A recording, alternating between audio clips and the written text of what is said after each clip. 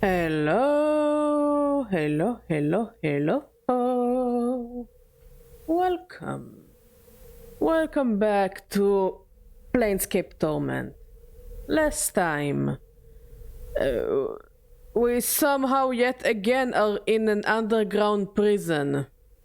Hey, Llama, how you doing? We're trying to find a sword to release a guy that will help give us back our mortality. And also we beat the shit out of Ravel. She didn't die. Some other asshole killed Ravel. But you know, that's potato. I'm glad you're doing well. I'm tired, honestly. I'm not feeling the best. But we need to finish the game. We're really close to the end. So hopefully I'll either just do a very long stream into the night.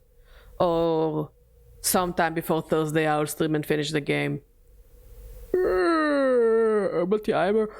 Yoni budget. Yum yum. Also, we have a red X, so that's cool. Also, I'm wondering, since we rested, can you identify more of our stuff? Oh. Oh. Ha ha ha ha. Ha ha ha ha ha ha. I mean, if we're already here. So that's pretty much about me. Whew. Tired badger.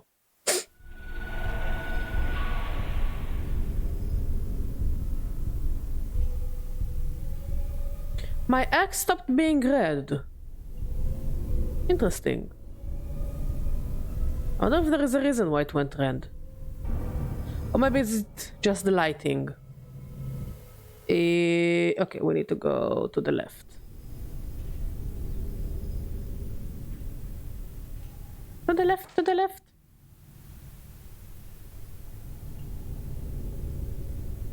Done. Money!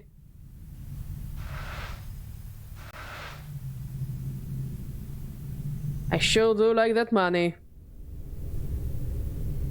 Door is locked.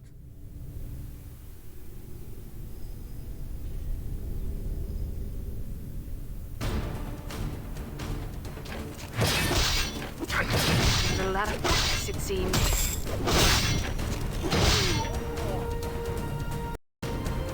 Give me their money. Like this, and this.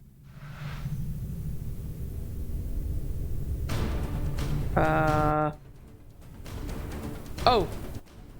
That's rude. Error. Don't go error on my ass.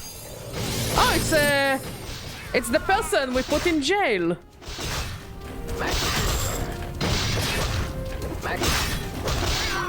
Oh, there are a lot of baddies.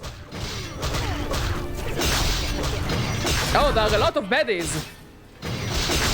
This is actually a metric ton of baddies.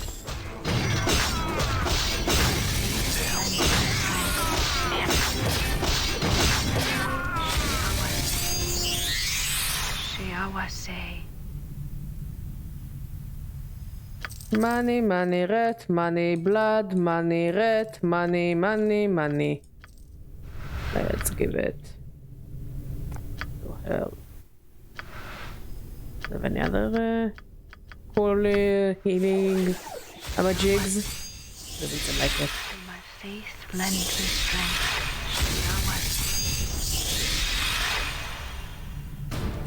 Holy shit, while there's... I mean, we are in prison, but while there's so many prison guards...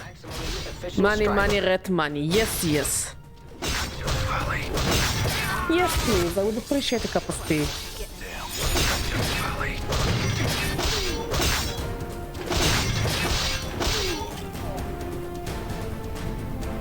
Money, money, red. Money, money, money, money.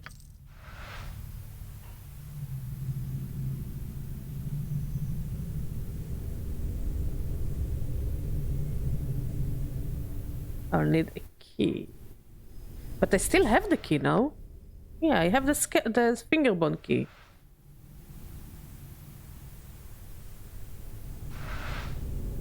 In knowing the teachings of Zerthamon, I have become stronger. Time is Oh, it's the other person we put in prison. I sure put a lot of people in prison. Am I the bad guy? No, no, no, no, no, no, no, no, no, no.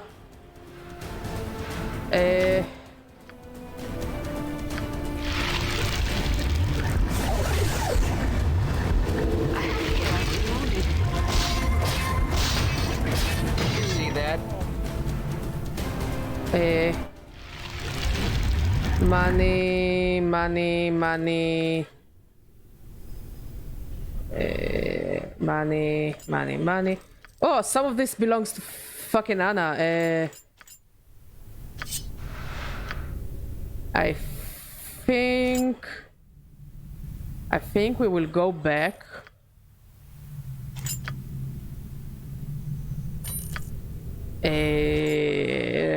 To heal up, and then we'll return to this place. Yeah, that sounds like a plan.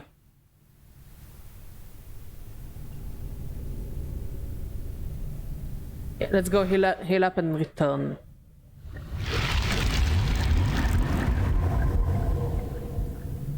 Because we are not doing the best. We're actually doing pretty horrible, and we can't rest here because...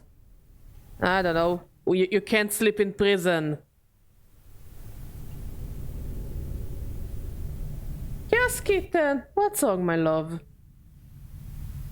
What's wrong, my little ball of fluff?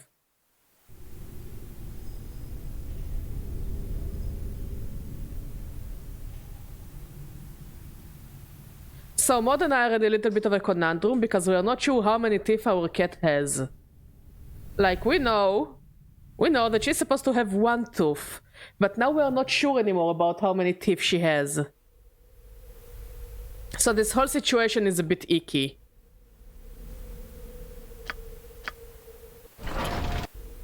Because the cat's whole shtick is that she has one tooth.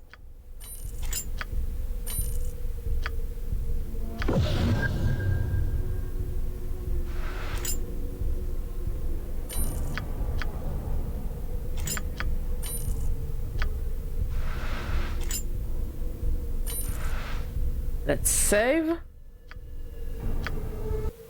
And go back.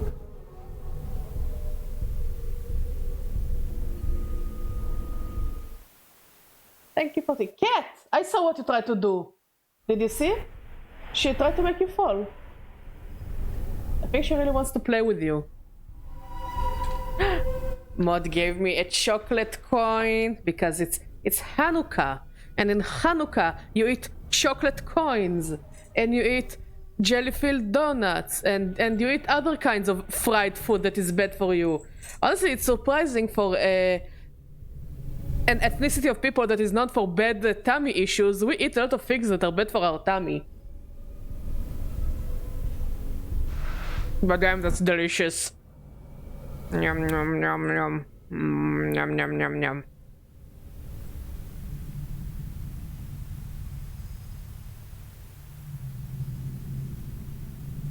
Like, a big percentage of Jews is lactose intolerant. Well, we have a holiday that is dedicated to eating cheese and milk products and cheesecakes. Because the Jewish people are hilarious. Dumb.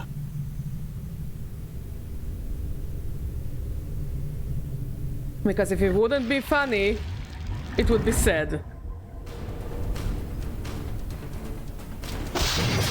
a lot of practice.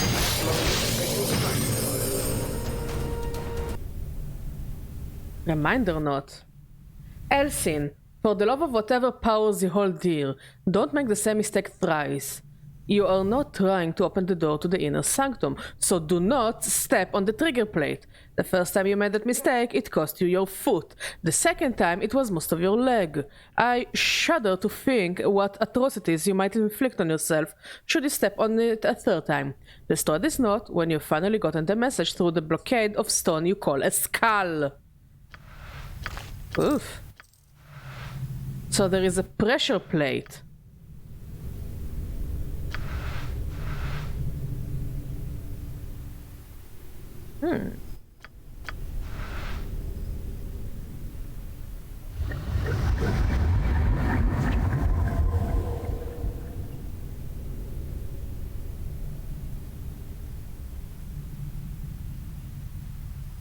Hello. Do I talk to this guy? He's a lemur.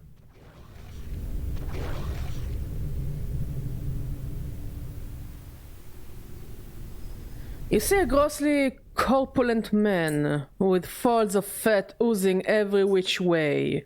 His eyes slowly turn towards you, and when it lands on you, you're suddenly hit with a feeling of unspeakable danger. I hold the true essence of the sword. What you see here is a shallow shell. The blade is in me. You must defeat me to reach it. I don't want to hear about your king, sir. Who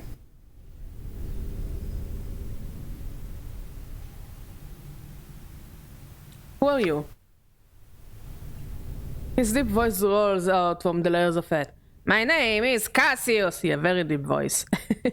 I was the greatest weapon of the Abyssal Lord, and his hell seek me yet. I am a dread secret in the heart of the chaotic plains, and I am the guard of this blade. You were a weapon. I was once the most effective weapon in all of Abyss. Shaped to my master's will, I could take the form of any creature's doom. So now you're a lemur. I have slain more foes of undead lore than most have moments in their lives. My brother, my pale shadow, my Ezekiel, slay still in the depths of the abyss. Why did you leave? My master sank into the heart of the abyss while I was out a-slaying. When I returned from the assassination, he was gone, and his herds came baying to claim me. None of them could tame me, and so I left. This duty is pleasant. Those who come, I slay. It is not an onerous task. Could you slay me? He studies you carefully. After a moment, he announces, I could, though it would be a dear fight. Do you wish me to slay you? Like to try. Tell me that you have come for the blade, and I shall destroy you. I've come for the blade. His voice is cavernously deep. This sword powers the prison of Cursed. Its removal shall free all the prisoners condemned to be forgotten. I am charged to prevent this from happening. Do you wish the blade? Imagine slaying Badger. Didn't I die like a gajillion times in Baldur's Gate 1 before I changed the difficulty? And I died a handful of times in this game? Yeah. Then these are the rules. You must choose between 3 options. Strength, wits, or speed. Should you fail at any of this, I shall destroy you. I choose wits.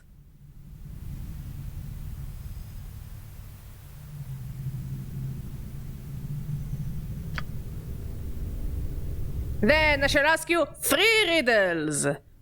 Should you fail, I will destroy you and fashion pipes from your skull and play a song of torment on your spirit for eternity. I shall call the song Planescape Torment. This joke sucks, but it still makes me laugh so much. Anyways, how are you doing, Shrimpy? Very well. Ask your riddles. Updated my journal. We begin with the classic riddle. What walks on 4 legs at dawn, 2 legs at noon, and 3 at dusk? Oh, that's an easy one.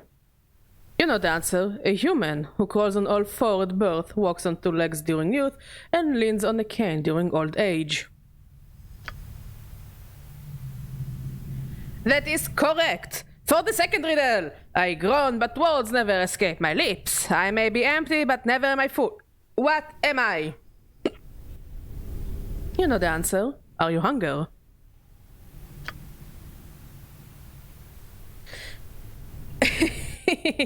Good, the parents are proud and happy. Yes, the third riddle is this. What flies and cannot stand still? What devours all it touches, yet eats nothing? What can never be lent, yet is always wasted? What is always spent, you never earned? Yeah, we have the Sufganiya emotes. None of them are wholesome, besides Mitzvah Moose. Is it time?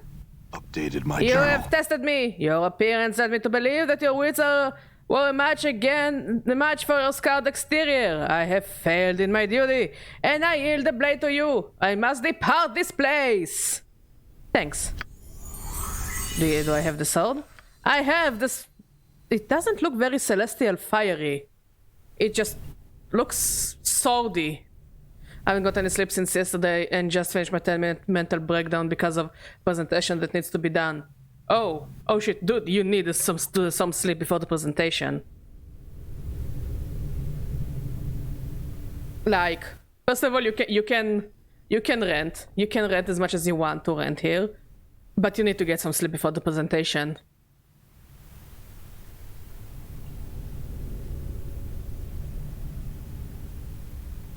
Okay, let's save and return to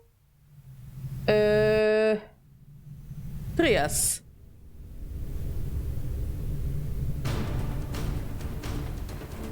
No. I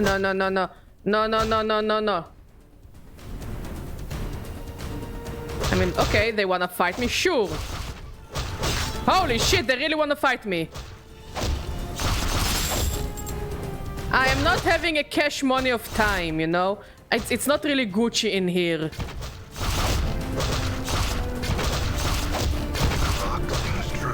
We believe in you. You'll be fine.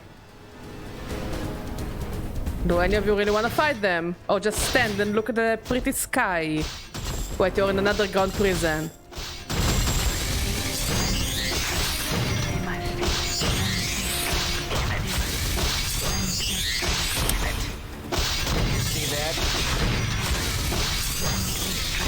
Time is of a lot of practice, it seems.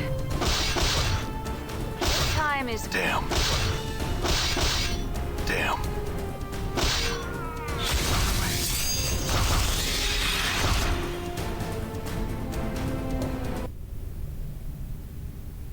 Done.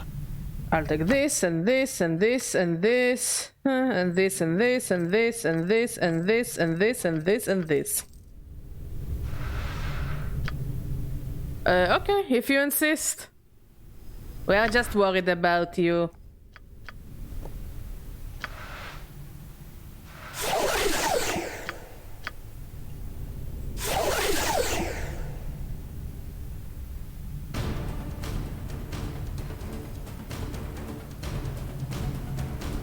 Die. The clock sings true. Can I take money and money?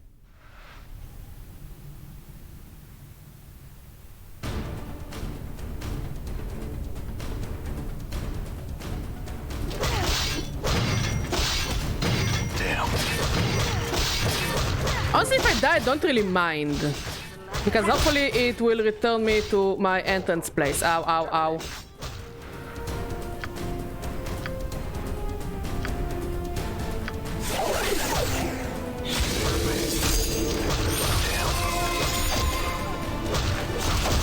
Okay. You use a cloth charm. You also use a cloth charm.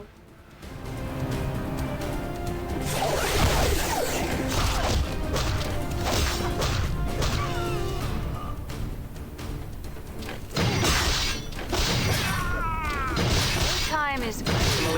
Looks like my skills have increased. Money. This thing. And money and money. Your earrings, madame. Do I have any interesting way to heal people? Or am I completely out of bandages? Yeah.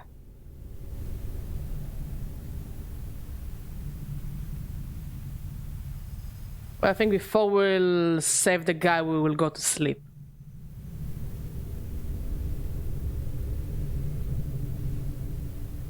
And earlier I felt so bad that I wasn't able to attend my niece's training, cried a bit also, and Anne told me that I'm being a crybaby.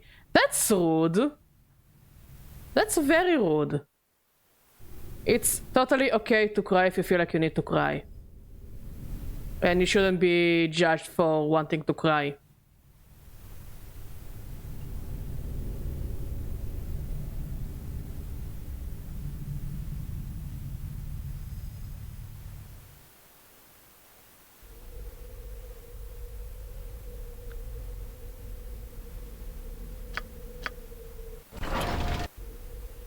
Okay, identify. +2 to armor class.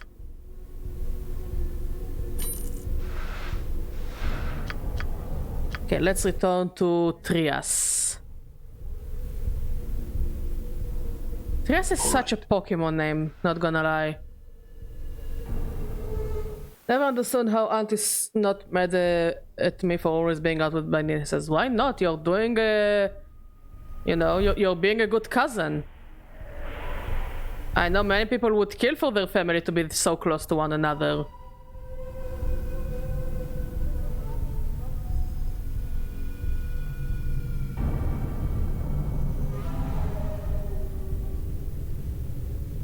You have another question?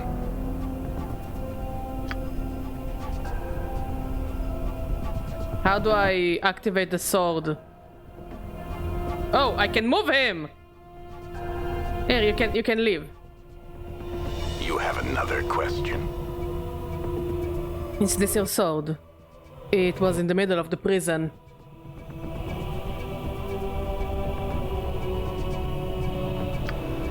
He looks shocked for a moment. Celestial fire! You have recovered my blade. Will you free me and strike a blow against the chain?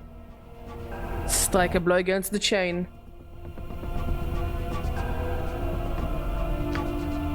The chain thunders easily under the blade, and the sound of a thunderclap resonates between your ears.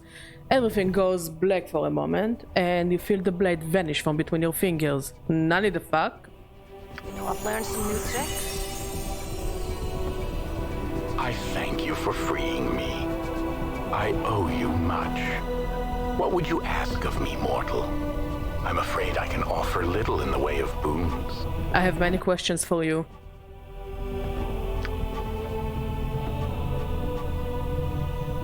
Do you seek power over the minds of your fellow mortals? Do you hope for wishes to be granted? Do you want wealth? Do you seek more souls to torment? I seek knowledge, not powers or wealth. Then speak your desire. My mortality has been stolen from me. I wish to reclaim it. Updated my journal. You speak foolishness, yet there is one who might be able to help you with what you seek. It is a fiend named Fajul Forktongue. He shall aid you. The devil's lips quirk with a small smile. He is under an obligation to do charity. How do I reach him? Updated my There journal. lies a portal to the north of this prison. Its key is a broken chain link. He looks meaningfully at the shattered links around his feet, stoops and presses one into your hand. An appropriate key for one who seeks to live cursed. Fajul? Yeah, isn't that the fun game? What fun game? Fajul? What? My thanks. Farewell. Farewell, mortal. I have business to attend to. Looks meaningfully at the ceiling of this prison and leaps into the earth above him, like a diver into an ocean. The Friener thing?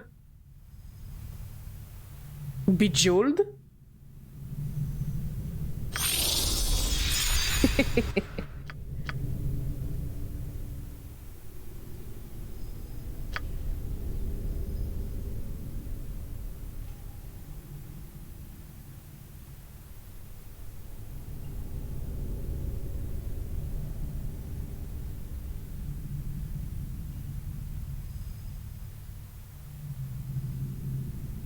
Okay, we are going northeast.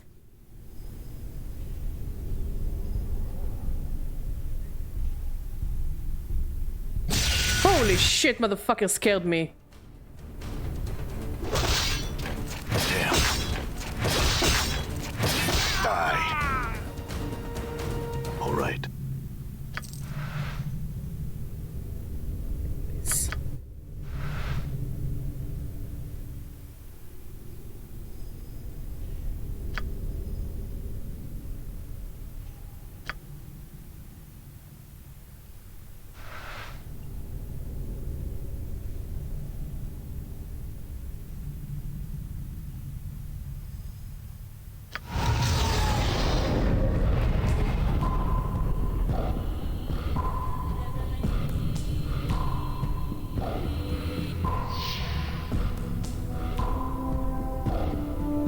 Before you is a towering empty suit of armor, but the plates are suspended in space as if secured over an invisible frame. Red veins run across the length of the metal greaves, and a huge double-edged executioner's axe rests in his hand. Engravings decorate the surface of the armor, the most prominent of which is a crimson serpent with its wings outspread. Vylor? You don't know where the name came from, but you know it belongs to this armor. You barely whisper it, but it echoes strangely in the chamber. The air stirs just enough to send a crawling sensation swimming through your skull, and a knot to tighten in your heart. Try and recall the memory, bring it to the surface. As you stare upon the suit of armor, the shadows beneath the visor take shape, coalescing into the features of a powerful, ebony-skinned man. His eyes are like fires and he bears numerous scars. Was this Vylor when he wore flesh? It seems hauntingly familiar, both as a suit of armor and as a flesh and blood man. Vylor, awaken. There is a flare of brilliant red light from beneath the helm, lancing out to almost blinding. Shield your eyes from the glare. When you uncover them, you see two embers burning within the shadows of the helm. I have awakened. The voice is spectral, hollow, and echoes within the suit of armor. It is not a human voice. It feels more like a force, a presence. It doesn't sound like anything alive or like anything that ever lived. Who are you? Updated my journal. I am Vylor. What are you? I am a mercy killer. As Vylor pronounced the word mercy killer, Anna and Mort stiffen. Mercy killer? Mercy killers serve justice. Justice purges evil. When all have been cleansed, the multiverse achieves perfection.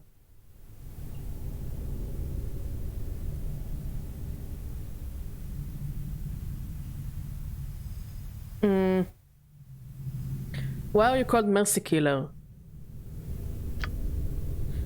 Mercy is a shield used by the weak.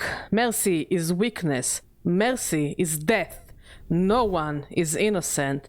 Mercy Killers slay mercy and is its whores wherever the plague has carried them. Oof.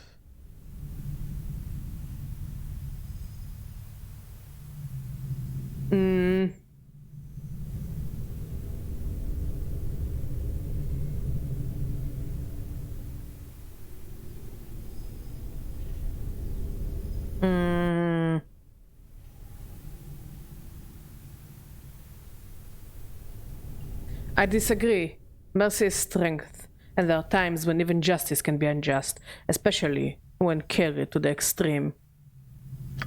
Mercy eats at the heart of justice. No one that lives is innocent.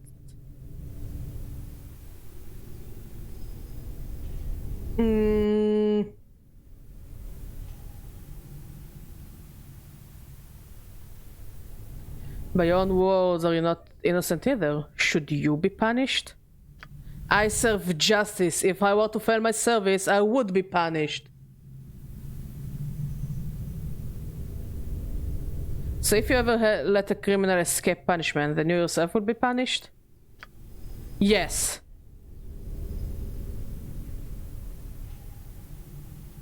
I'll just... How? Uses of justice. Valor, how? Justice uses mercy killers as her eyes. Justice uses mercy killers to dispense her will. When sentence is passed, she lends us her strength.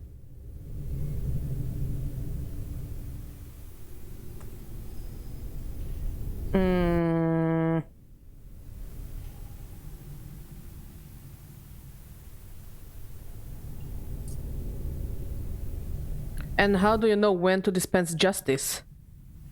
Justice sees through my eyes.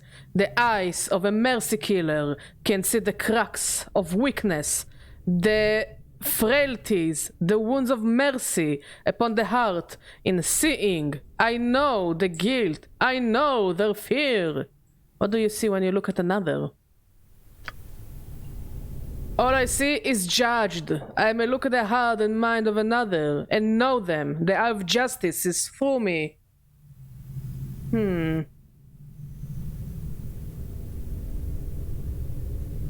What do you see when you look at me? As Violet's burning red eyes fall upon you, you feel them tearing at your skin, blistering it, then peeling it back, but there is no pain, just a wash of dizziness and a sense of drowning. As his eyes burn into you, you feel a memory stir. Succumb to the memory. The burning red eyes grow brighter to almost blinding. Then you're facing Violet. But where there was hollow space before, there is flesh. A scarred, ebony-skinned man glaring from beneath the helmet. His eyes like fires as he regards you. The armor is gleaming and his face is locked in fury. He has come for you. You have found me, Violet. You have traveled a long way. I imagine it was not easy finding me. Justice led me to you. Where you walk, you leave a trail of suffering. The man's voice rumbles, but there is no echo. None of Violet's spectral voice, just anger and fury and flesh and blood. He is dangerous, but this is no spectral force. Only a man, and you have defeated many such men. I will see you brought before the Sigillian courts and punished. If you deny it, then say it, and I shall judge you. I deny it. Judge me, then I shall judge you. Judge me? Violet's eyes burn, and he grips his axe tightly, the muscle cords in his neck and arm tightening as he begins to swing it slowly, menacingly. You have no right to judge me. Yes, I have, Violet, for I know your heart. And my power gives me the right to judge you, but I shall not judge you now. You must rest within this cage until the day I can set you free to walk the plains once more. As your incarnation says the words cage, Violet's gaze suddenly turns from you to the surrounding walls. It is the walls of the cursed prison cell where you found him, many years in the past. Many years. Enough for a man to die many deaths, or perhaps just one. I alluded you to this point, Violet. Why do you think I agreed to meet you here? Do you think I was surrendering, or wish to fight you? No. This is the gay town of Cursed, Violet. It borders the prison plane of Carceri, where even gods are held prisoner. You are powerful, Violet, but the energies of this place allow even the mightiest to be caged here. Violet turns, but some of the fire has died in his eyes. This is treachery. Treachery runs through this place like veins, and it is the treachery that lends me the strength for the enchantment. That is why I was forced to meet you here in Cursed. I can leave this cell, Violet, but until I come for you, you cannot. Your crusade for justice is truly remarkable, but it will be forgotten, and perhaps in time, even justice will forget you. So, as I see it, we talked to the Abishais, and they basically said that this place is completely going into chaos. Because Curse is a border town. So, did we cause the chaos and it just wasn't solved? and the balance was completely fucked because of one of our, past lives. At least this is how I understand it. You go beyond denying yourself justice. You're denying my crusade.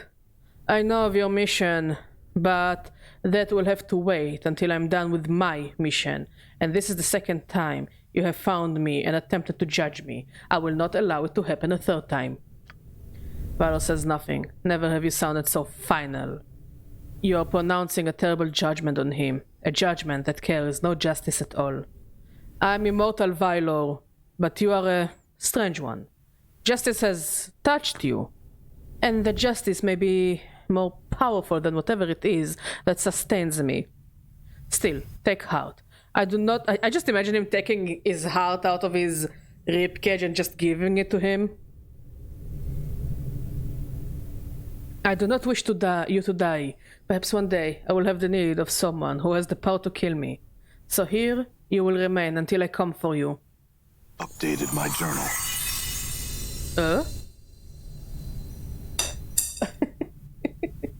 Yeah, just bearing the heart out. The memory blackens, running into darkness, and suddenly you're facing the spectral Valor again, his armored visage empty of flesh, only the burning embers. Valor? You shall be judged. Very well. As Valor's burning gaze falls upon you, you suddenly feel a strange sense of detachment, almost as if you are stepping back outside of your body.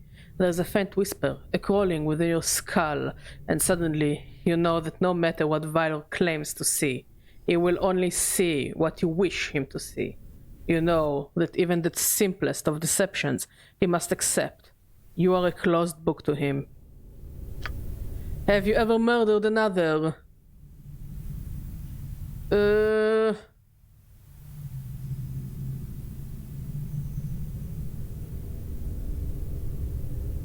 Yes, it was my hand but not my mind, Valor. In one of my previous incarnations, I murdered a man named Finn Andlai because of the knowledge he possessed. You have admitted to the crime. Valor's eyes flare within his helm, and you have a sudden glimpse of the terrible force lurking within the spectral armor. The guilty shall be punished, but I've already been punished, Valor.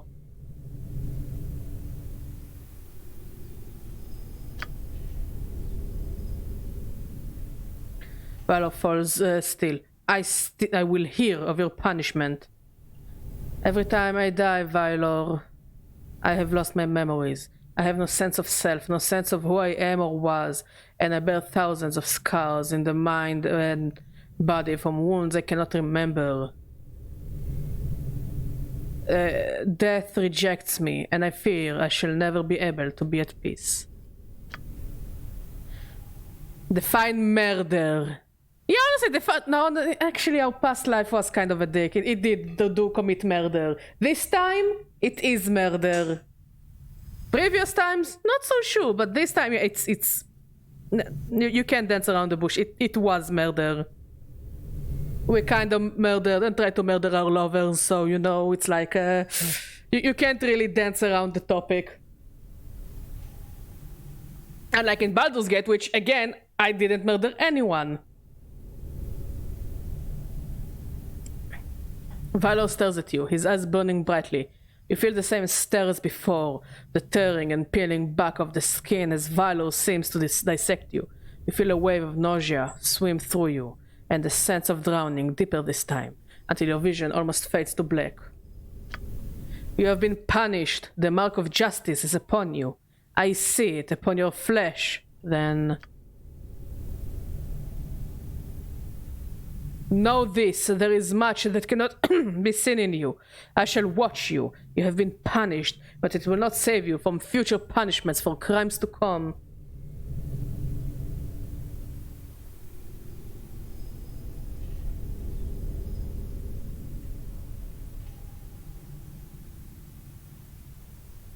Okay, I have now a dilemma. Do I recruit him? Or do I keep the robot? So yeah, should I recruit him or should I keep the robot on the team? That's the big question.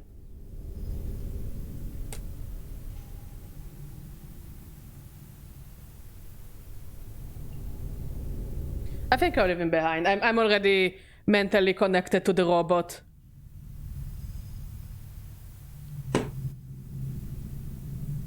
This is where we must part ways, Vylor. Farewell. Okay, let's go.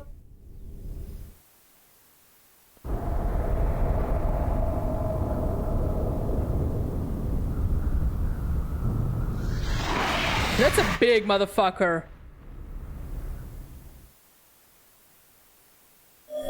Oh.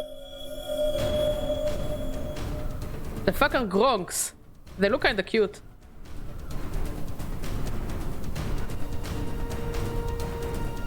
Also, I think the game crashed.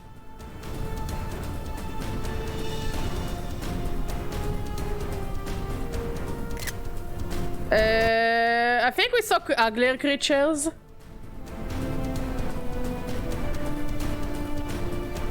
But yeah, I think the game crashed.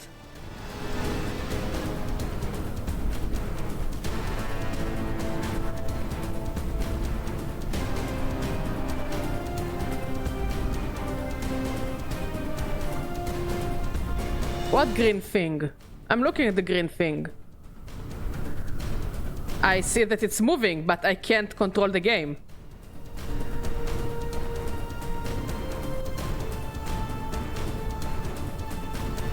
Okay, let's... I think we will have to do the conversation again, though.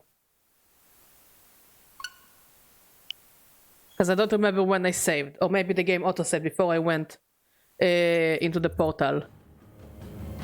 Which I hope...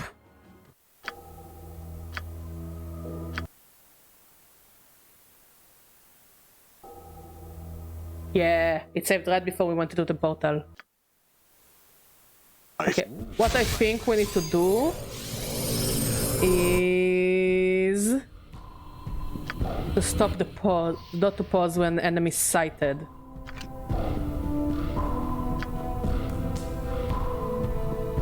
And then I will turn it on again.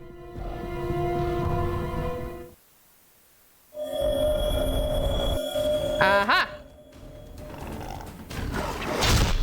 I fixed it. A Lim Lim!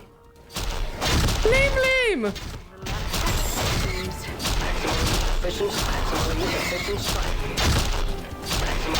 Okay, those things are also ugly.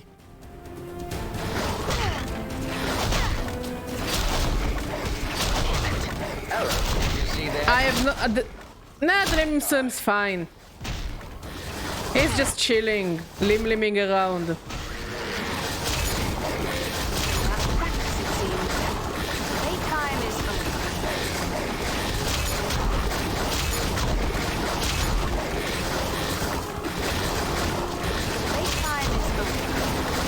Are we winning?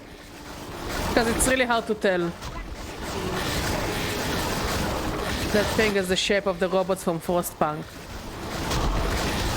You talking about those biggest robots? Flesh creatures? Because the robots from Frostpunk are kinda cute. Those things are not very cute at all. But the orange? You mean this fleshy creature?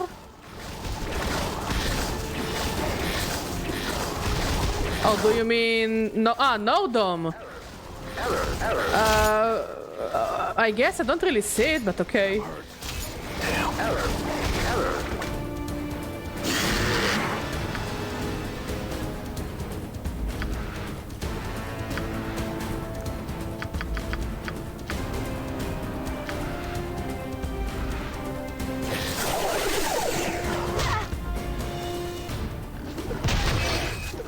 Sings true. Damn it. Playtime is over. Lizard guy! lizard guy ran away. Okay. We're okay now. Hey, Skint. Thank you. We're actually not too far from the end, I think. How you doing, my friend?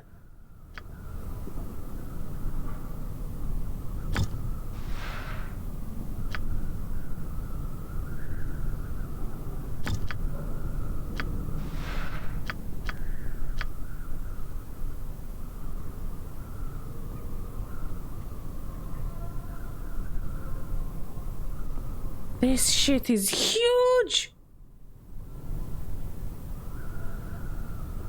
Oh, more. Don't touch the limb! Nobody touch the limb!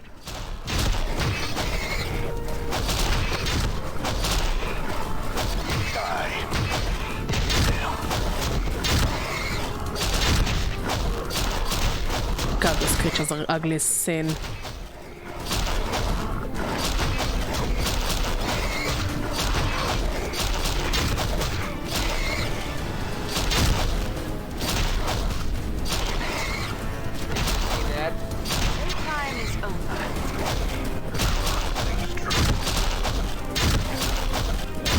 Totally understandable. And I'm glad he chose to relax with us while I kill the fuck those guys supposed to be. I'm doing well. I'm a bit tired, honestly. But I'm doing well.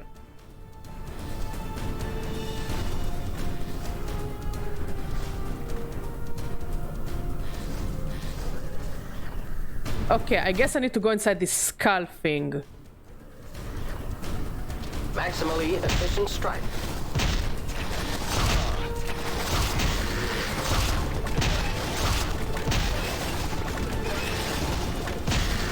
God, those creatures are so ugly.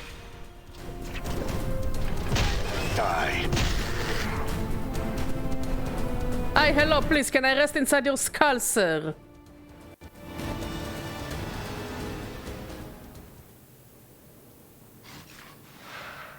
Yes, we can indeed rest inside the skull.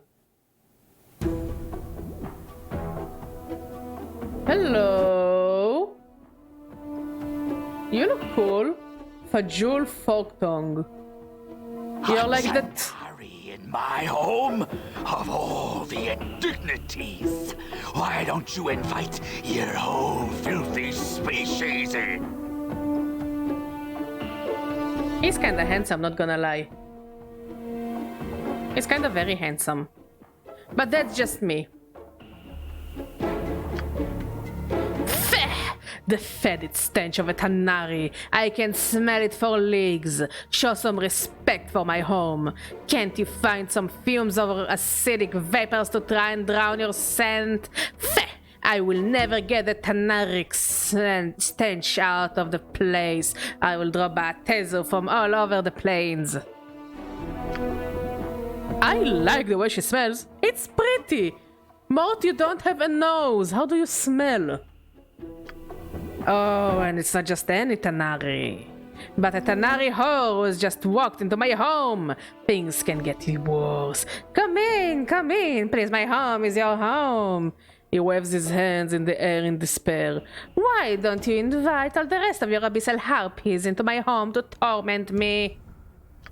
I extend my greetings to you, Advocate Infernus Forktongue. Grace nods with a slight bow. I will take your suggestion under consideration. Have you come to kill me? Torment me? If so, know that I still have much power at my disposal. I have not come to kill you. Heh! Only if you would, then you would put an end to this shell of an existence. I think he's slightly upset at stuff. I'll just like the answers to some questions. How can Moron speak so much? He waves his hands. Speak! Heh! Tell me of yourself. I used to be one of the finest advocates in Infernus in Baldur, and then I suffered a setback, an overturning, a reversal of my good fortunes. Such things make me hate chance and the chaos of the multiverse all the more. What happened to you? Feh! Years of service as an advocate in fairness, painstaking detail and organization. I never questioned my superiors. I did all that was asked of me. I punished those below me with the cruelest and most inventive punishments when they failed. Then, one slip and it all comes crashing down, all due to chance, chaos, randomness. And the lesser races wonder why the Bates wish the multiverse to be an orderly construct. He pauses, hissing in anger. The devil lied. It lied. Trias the betrayer tracked me into signing a contract, and I, blinded by the possibility of capturing him, walked straight into his trap. If he dies, the contract is over, but I have not been able to find him. And if I did, how would I harm him? What am I to do? Even these treacherous thoughts make my mind burn in pain. I was so sure I had the paragon of self-righteousness. That short-sighted greed cost me the rest of my centuries of glorious conniving and entombed me in this sinkhole of goodwill. Blah! Updated my journal. And now I'm cursed to the good deeds, to aid those in need of aid. Ha! An eternity of curses on Trias, a pox on his blessed aid. May all the dung heaps of Maladomini rain down upon his head. He runs for a few more moments, and then turns his attention back to you and speaks through his gritted teeth. My contract with the devil now bids me ask what I can do for you. Have you come to torment me? Kill me? I come seeking on knowledge. Oh, wonderful. Tell me of Trias. Feh! I've said all I intend to say on the matter of the betrayer. It was who condemned me to this life, and he whose guts I will see stringing the gates of dawn like a celestial harp. No harm to the devil. Curses! Okay.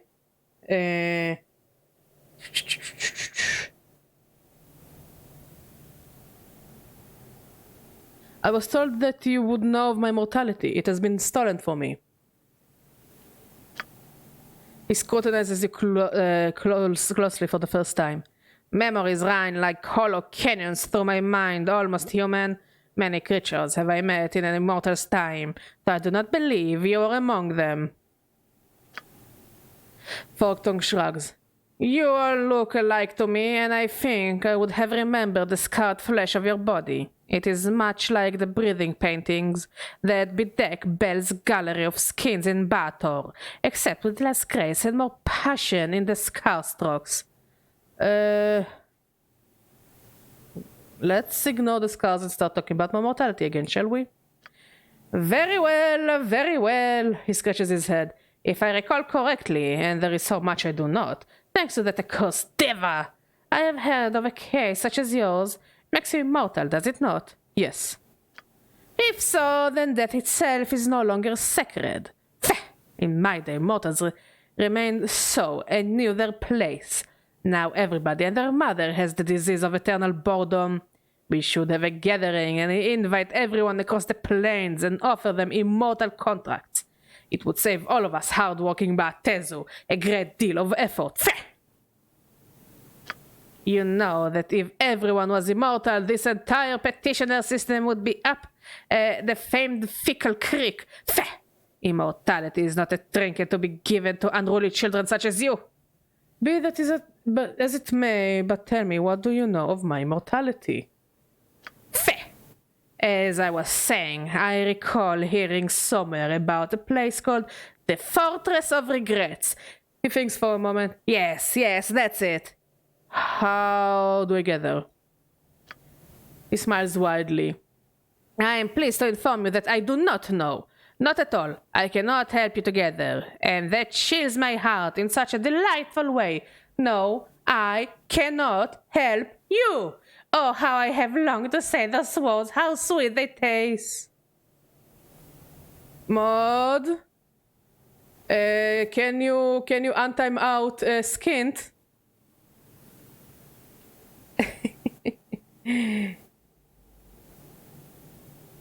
Sorry, you either said something chat dislikes or you put on a link, and I am very sorry. Okay, I'm sorry. We don't really put links here. We should make. It's okay. It's okay. No hard feelings. Maybe we should make the auto mode a bit calmer, a bit nicer, I guess. This was a picture of a jewel. Wait, there is a picture of a jewel? Wait. I'm googling it.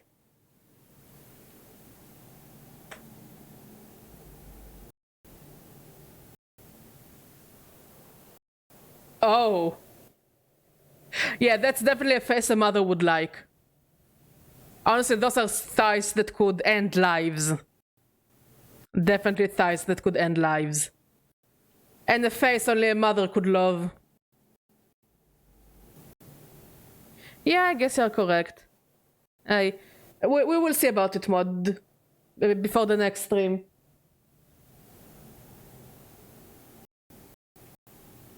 Oh god, yeah. This is why I think I prefer Abishai's. Abishai's look much better.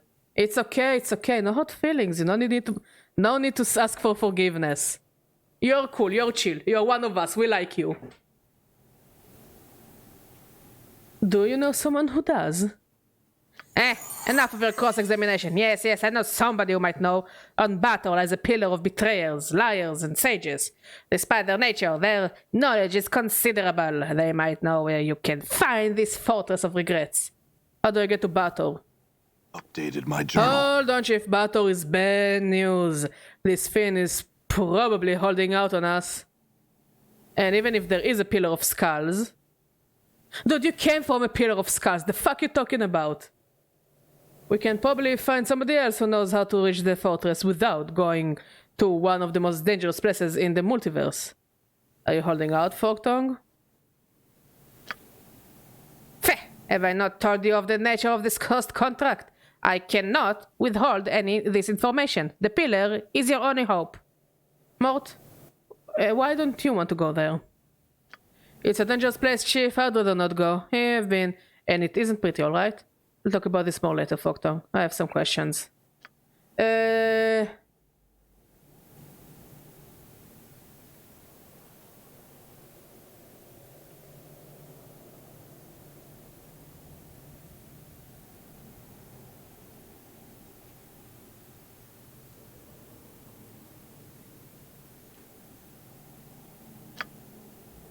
Okay, I guess we need to talk to Mort.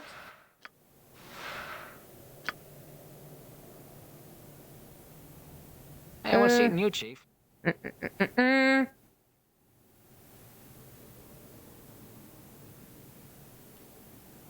Tell me again how you ended up in the Pillar of Skulls.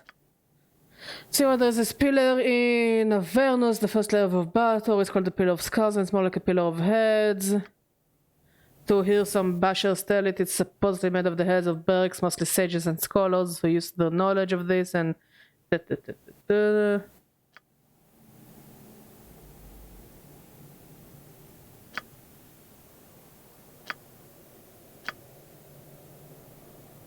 Yeah, we already had this conversation. Great! Even more of a stench.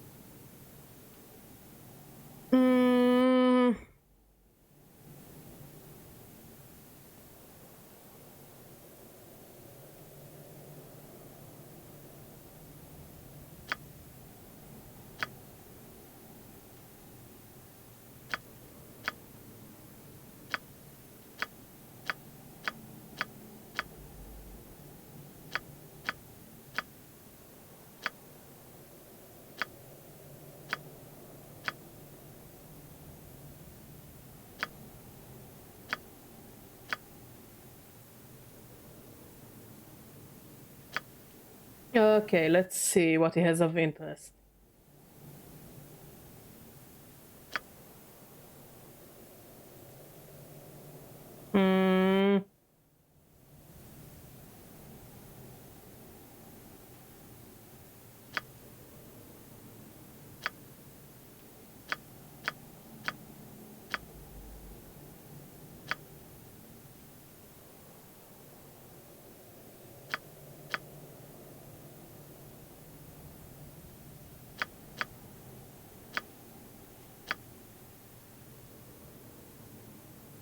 Hmm.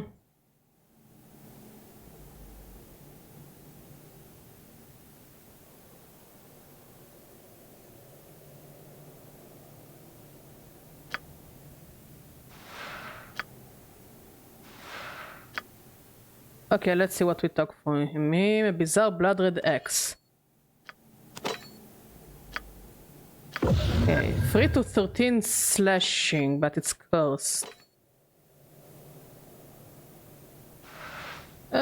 Worth it, I guess. I cannot use the item. That sucks. That's a Gordian knot. Didn't really want to take it. Green steel knife, 1 to 4 piercing. 2 to 8 piercing.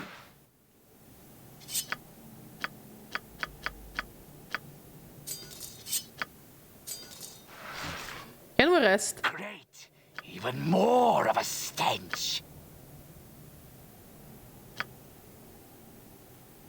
Oh wait, we can just rest in his house. Aha! Aha! Aha! Aha! Aha! Aha!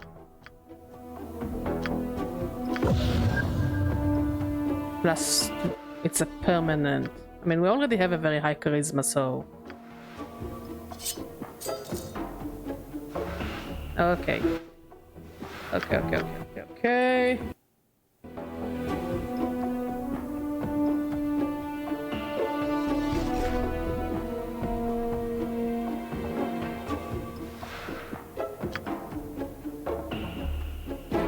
What are our levels? 11.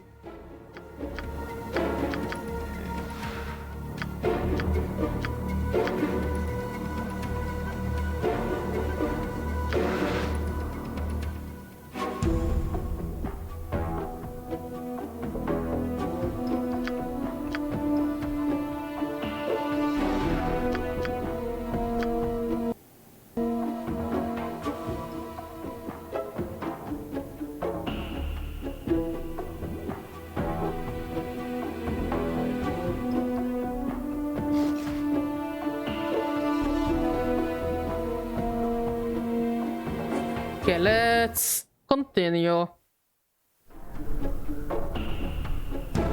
Oh. Okay, so there should be a portal not far from here.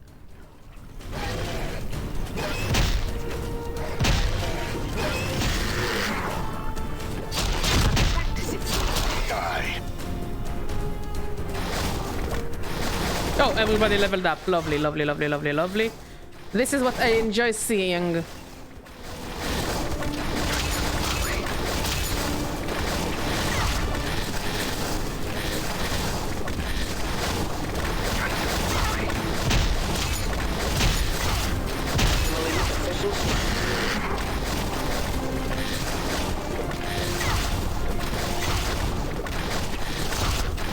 I really want one of those lizard creatures.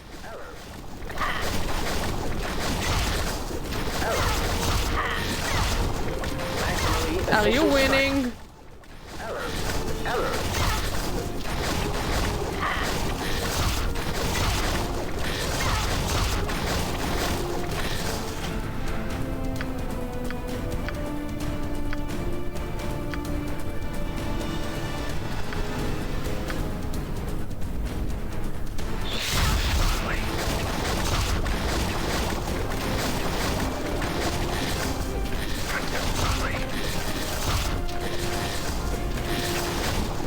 Very well. Error. Done.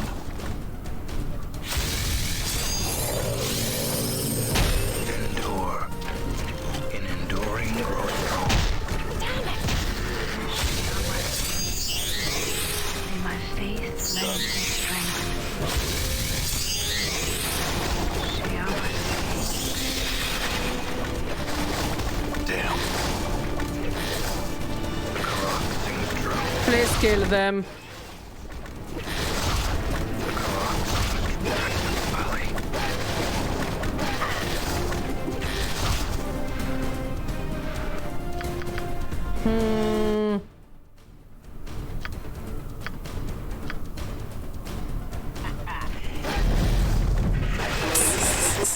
Okay, Skullmob is amazing and hilarious.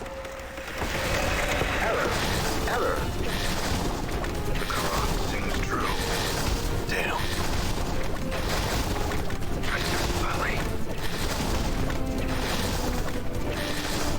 I find it amazing that you somehow managed to miss this creature. Sure, why not? Done. No, get back here, get back here. This is a personal fight. This is very, very personal. A lot of practice, it seems. Maximally efficient strike. Thank you. Okay, now we're going to rest. What do we want? Let's have Constitution.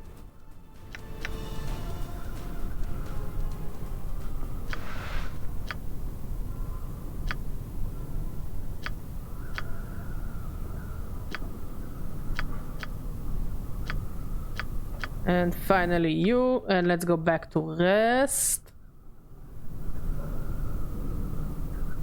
Who am I seeing? This asshole.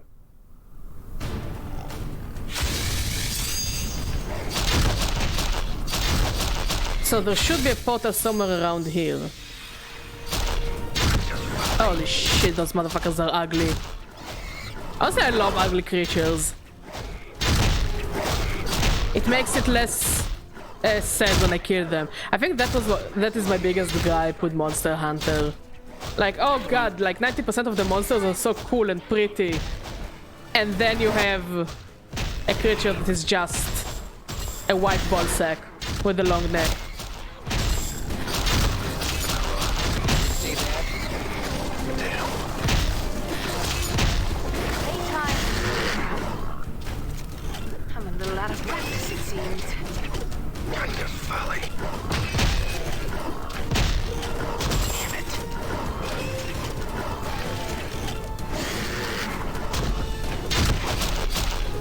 What is the nameless one doing?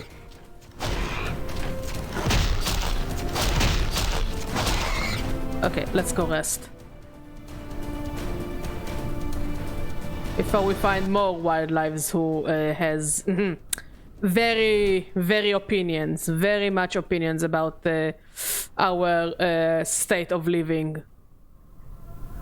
Motherfuckers. No, come back. You're gonna die. What are the randomized? Fucking hell. I mean, at least as long as we get some experience, even if it's not much experience. Any experience is good experience. Die.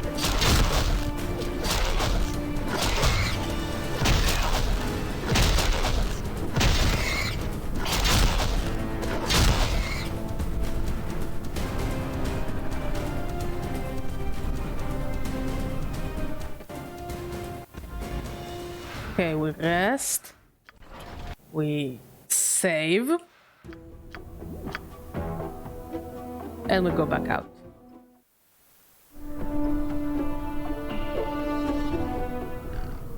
All right. Aha!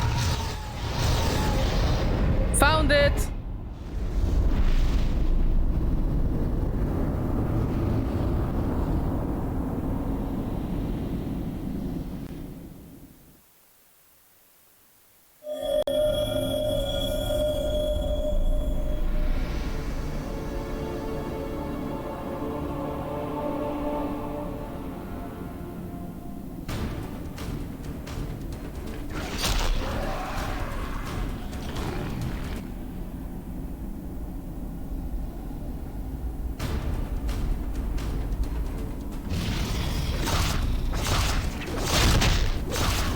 She also turned into an Abishai. Honestly, this place seems very lovely. Would recommend to take your kids and wife and husband and dog on a vacation here. I think therefore It's definitely an experience for the whole family. I don't know if it's a good experience, but it's an experience nonetheless.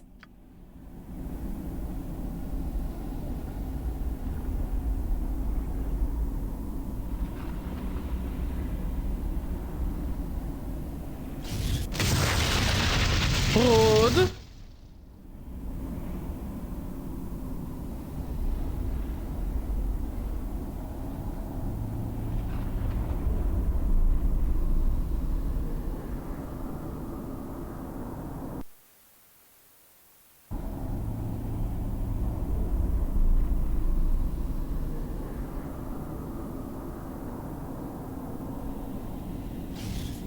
Good.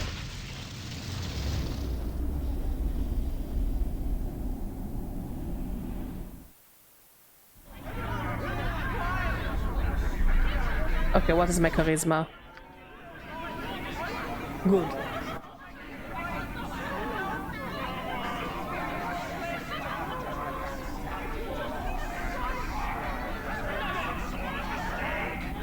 Holy shit, they're loud.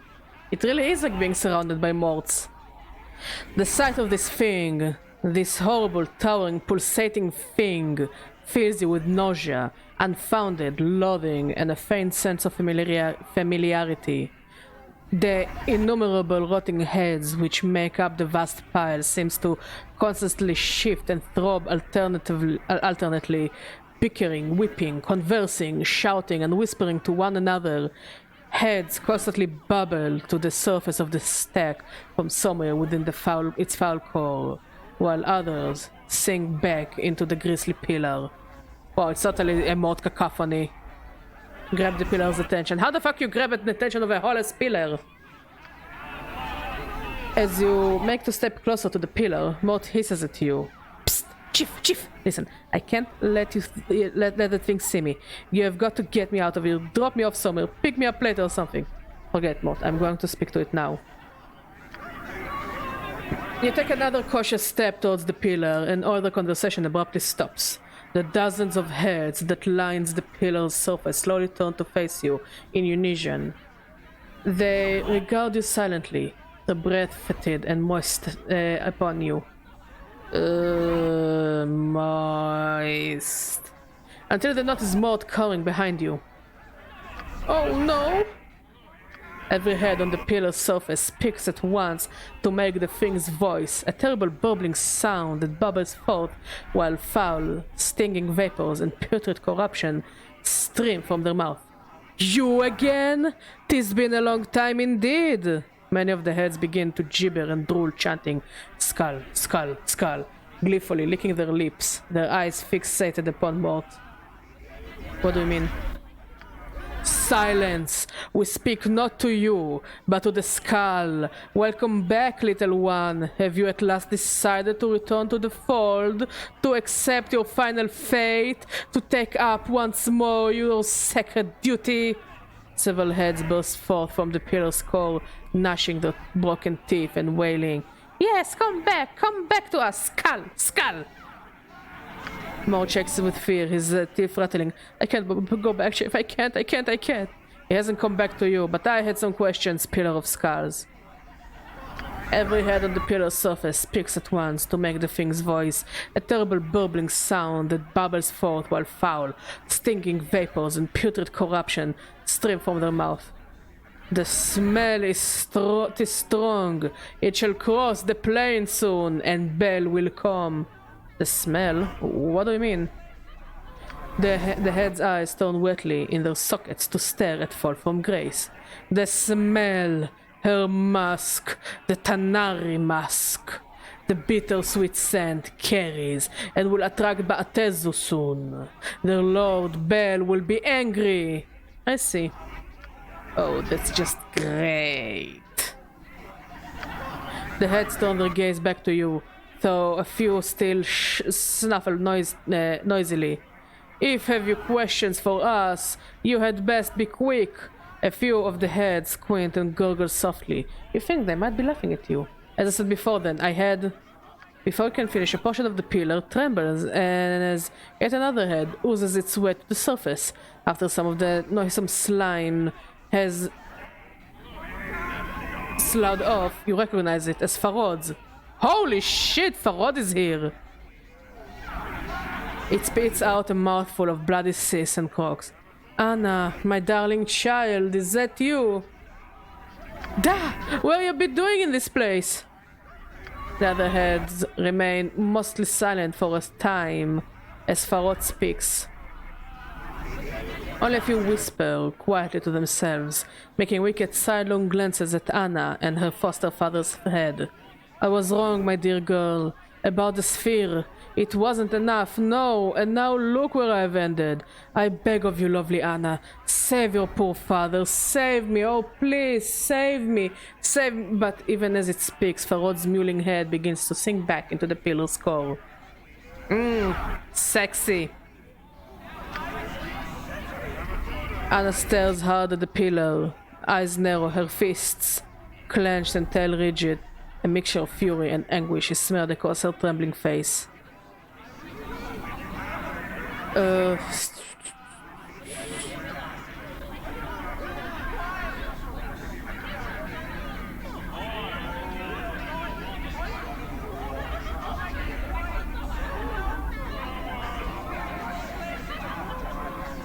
I wish we could help him, Anna. It's a tragic thing to happen to anyone. Anna smirks, spits, and turns away from the pile of rotting heads. She shrugs, but won't look at you. No matter. Did you love Farod, Anna? Anna turns, eyes blazing. He was my dad. She bares her teeth. I hated him. He only saw in me a way to scrapper more bodies, more jink, and more junk to line his vault. Anna dear, Anna lass, you're the most precious thing in me vault. He would lie, and he would lie, and he was weak of mind and weak of body, and he smelled the corpse rot and had all the feeling of vulture picking at a corpse. Anna's voice lower, but the fire in her eyes burns brighter, and he was the only one ever to show me a scrap of kindness. Is that what you wanted to hear? Is it? You pleased now, aye? Enough! Bellows the pillar's stinking heads. We tire over insignificant prattle and would know your business with us. Questions. I had questions. The head shifts sluggishly across the face of the pillar, nodding and murmuring before speaking in its ghastly voice. Ask a question of us, then, and be prepared to hear our demands. You shall render unto us service for your answer.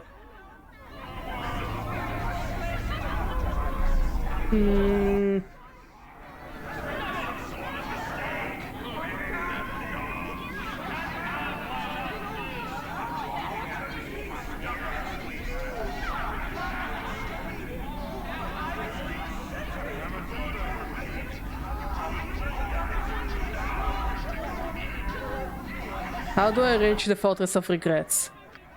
The heads gurgle and croak their reply through rotted lips. We would answer that question for a service. What's your demand, Pillar? Pillar's head all turned to leer at Mort. The skull! We demand the skull as tribute. Return him to us and you shall have your answer. Don't put me back in there, Chief, please. Cease your feeble protestations. Prostates! Skull! The decision is not yours. The pillar's many heads swivel slowly to face you. Their eyes narrowed. Too long has he cheated his fate. He is ours. Were you to return him, he would be most well disposed towards such a gift. We wish to sever the screams.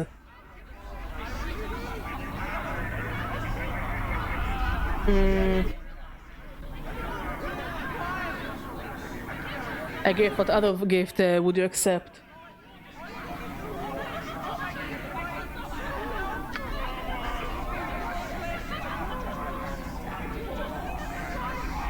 The pillar leans towards the eyes of its heads narrowing. There is knowledge you possess that we wish for ourselves. Where does the fiend Fajul Forktongue reside?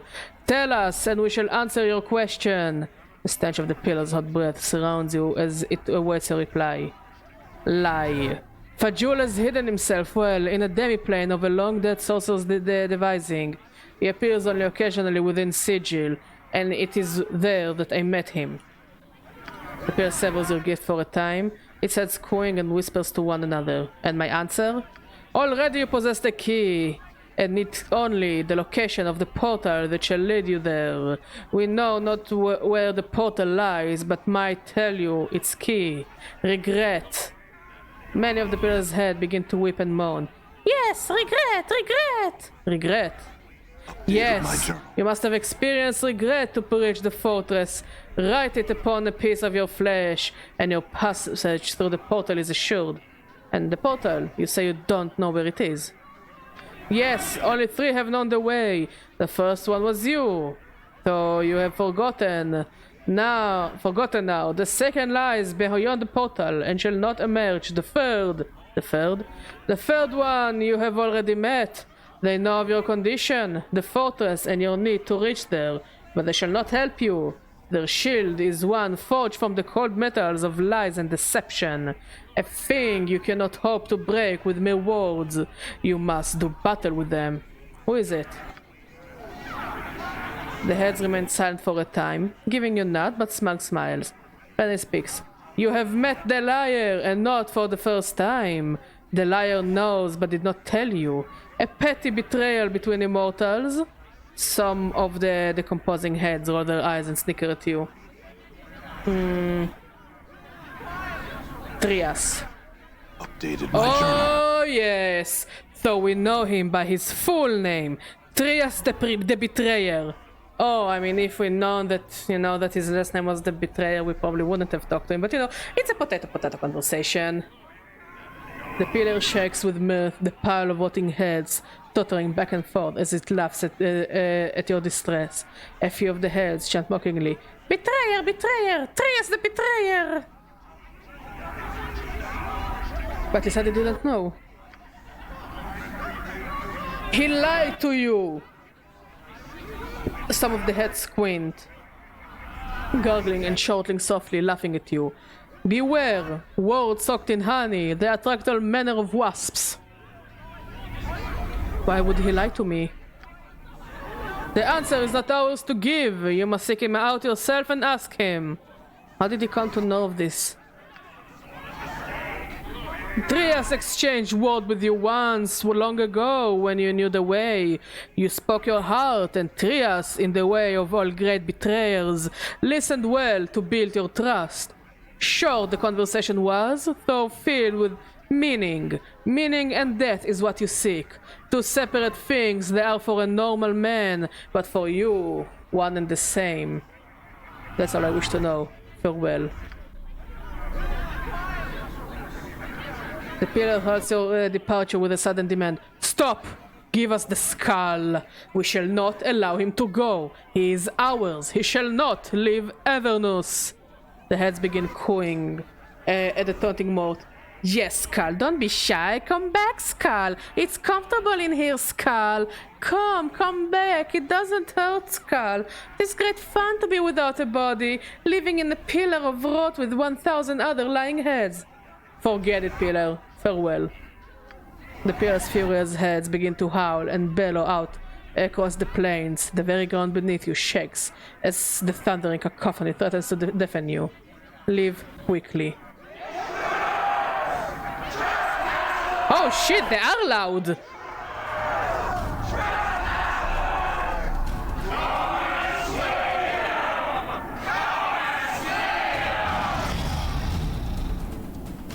Oh shit! Fucking hell, they were very loud. But hey, we still have moat.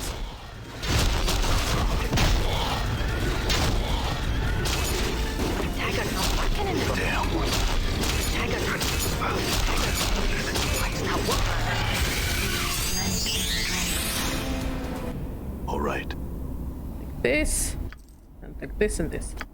And let's heal this asshole.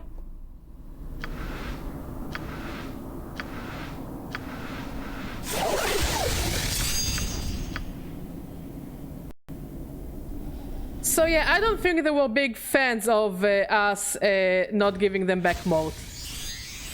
The things we do in the name of friendship. There's a lot of Dagger's not working in this. Dagger's not working. Dagger's not crossbow. Lend me strength. Heal me. Heal me faster. Please heal me faster. Lend me strength. It's better than nothing.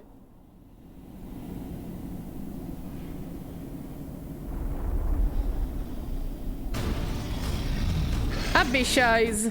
God, I love a bitch eyes. I'm hurt.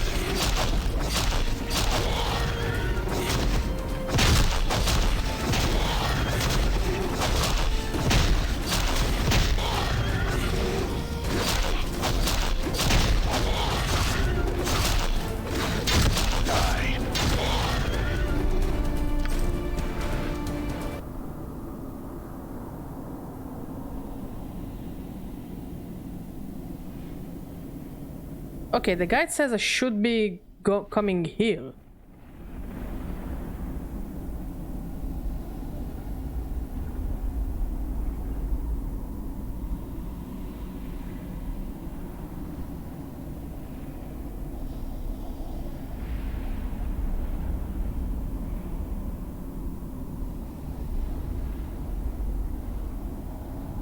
I am somewhat very confused.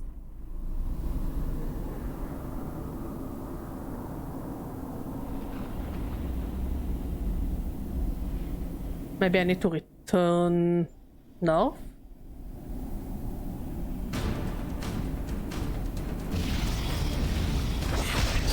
A lot of practice, it seems. Leader terminated.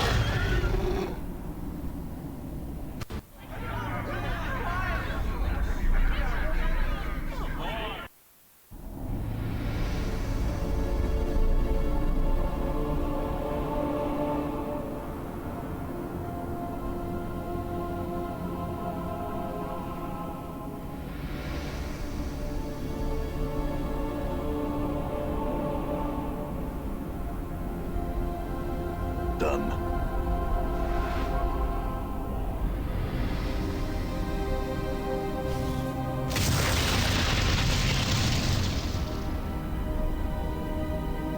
Okay, I don't like the fact that I can't return.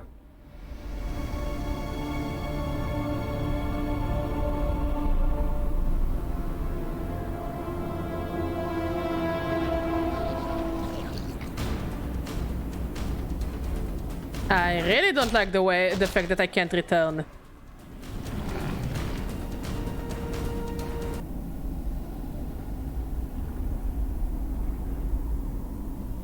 Please don't tell me I softlocked myself.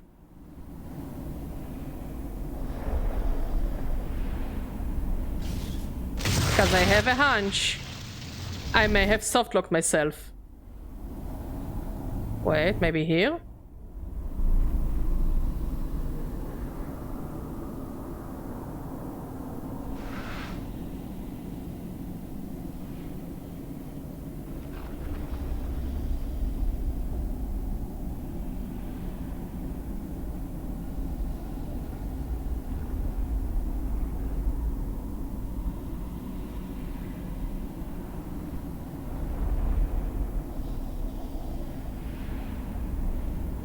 Okay, let's see. When was the last autosave?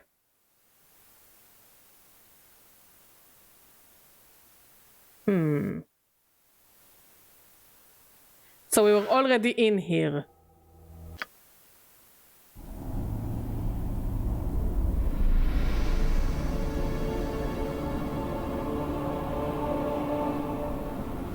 Yeah, that doesn't look very cash money to me. It very doesn't look cash money to me.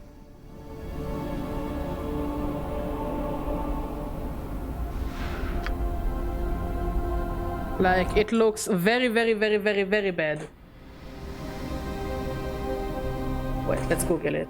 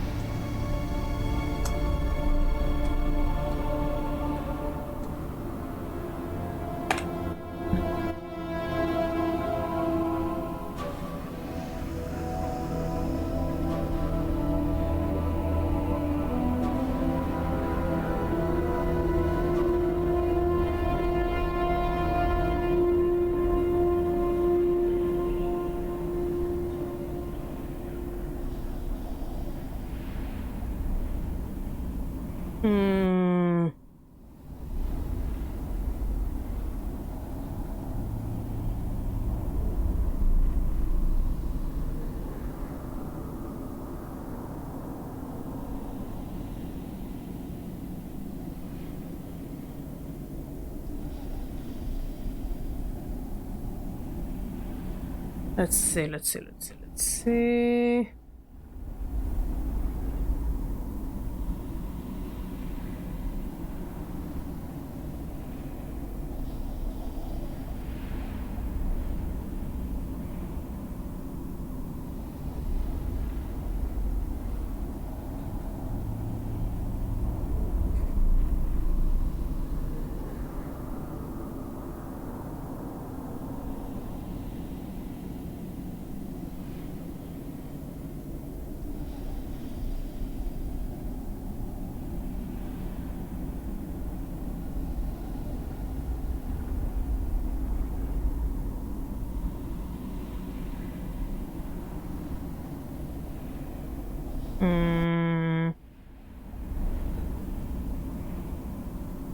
Okay, we can ask the Pillar of Skulls.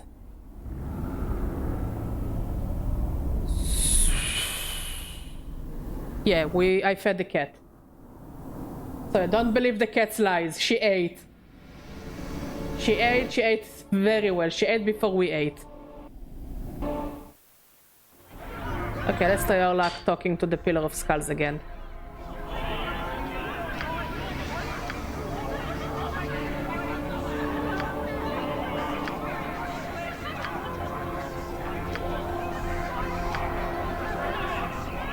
We wish for the Modron Cube.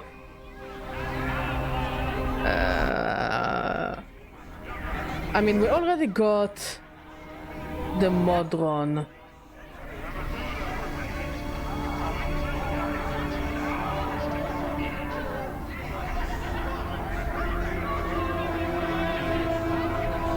Fuck it, I'll give them the Modron Cube. I don't think I really need it anymore.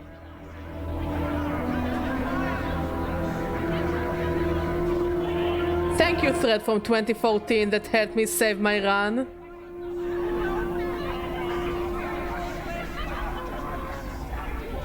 What would have I not done? What have I done without you?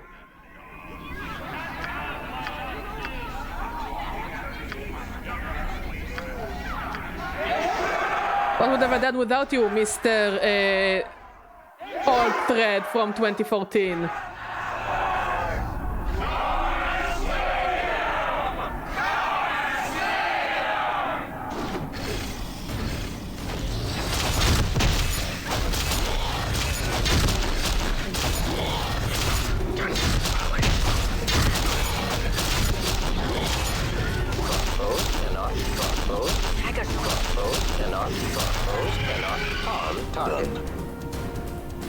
Give me this and this and this.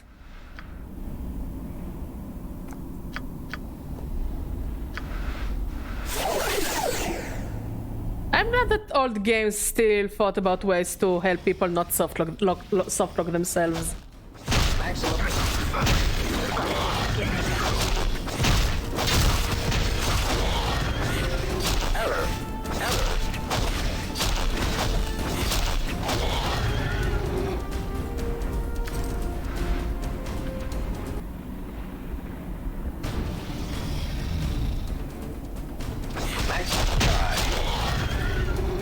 I'll take your money. Holy shit, there are more Black Abyss eyes.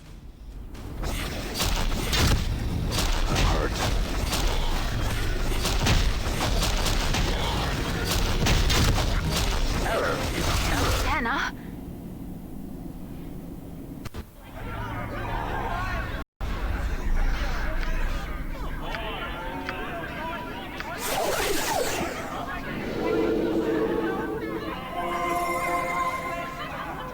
Rest here? No, we can't rest here. Badger tried.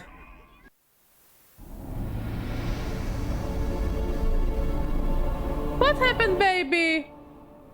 What happened, Chaos baby?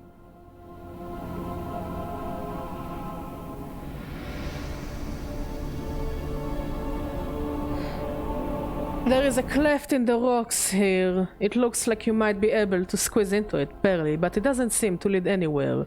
You notice the ground here is littered with the shards of obsidian, most likely caused by the occasional fireball you have seen streak through the air here, blasting into the great boulders that line this vale.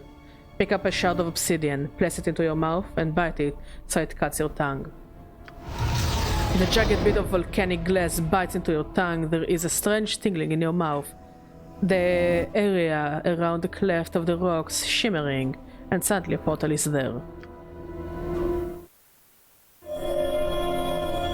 Okay, we're running, we're not fighting anything. No.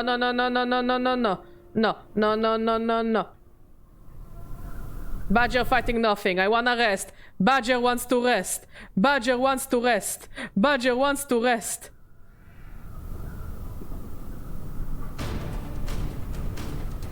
Badger doesn't get to rest.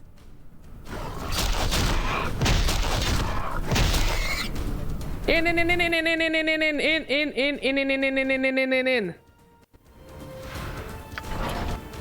Holy shit.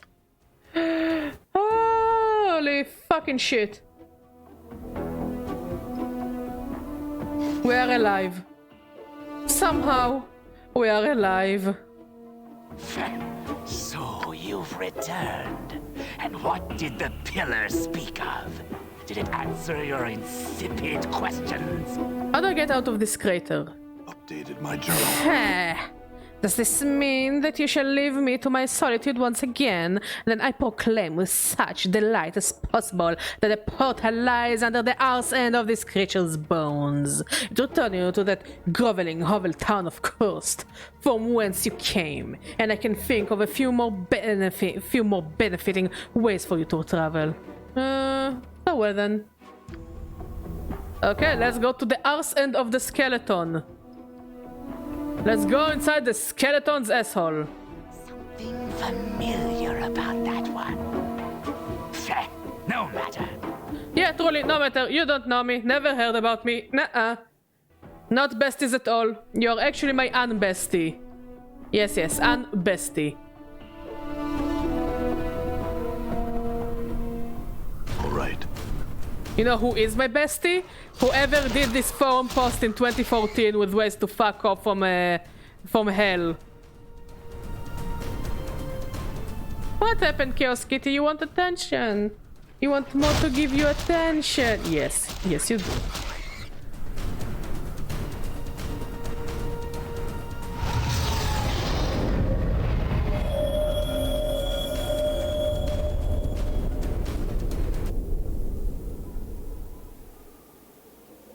Okay, we're back to Coast, and Coast doesn't look to cash money.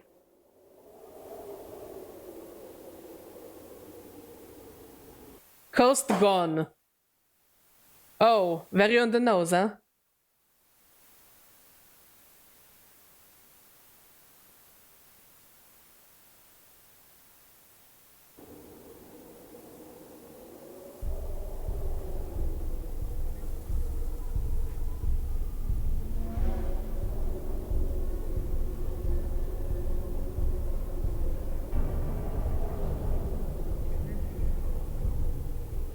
Fiend for Moridor's box. Hi, hello. I guess you're not very friendly today.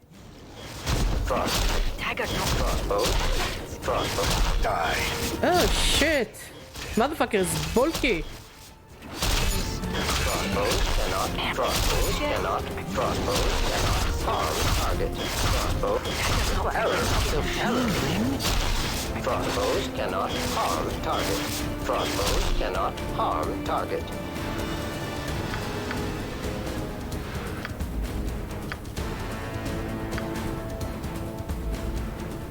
I think, therefore Yes. I am. I think.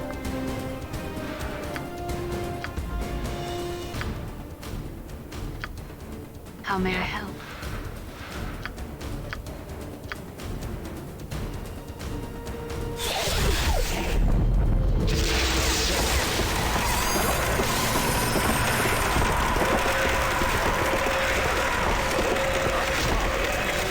Mike's not working on this thing. Crossbow. Damn. Mike's not working on this thing. Crossbows cannot harm target.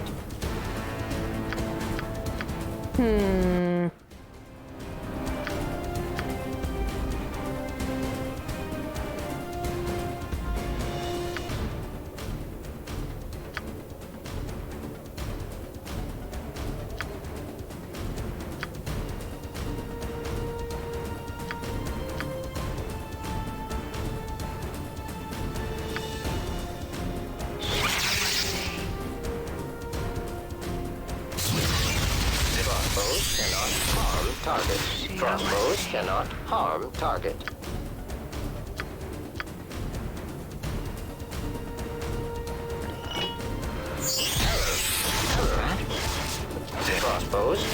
Crossbows cannot.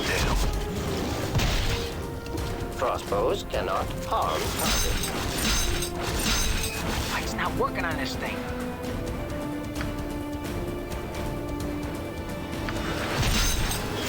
Nordum damage. There's nothing I can do.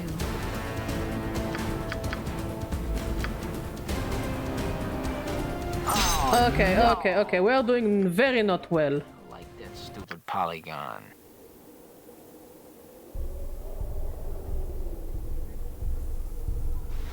Let's work more carefully. You buff me. In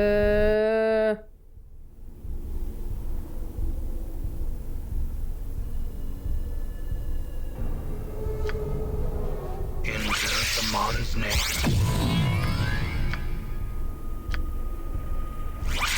Oops.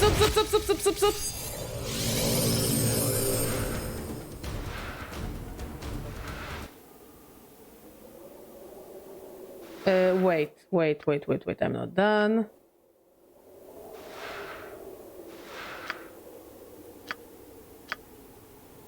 Can you bless me? Bless me. May my faith lend me strength.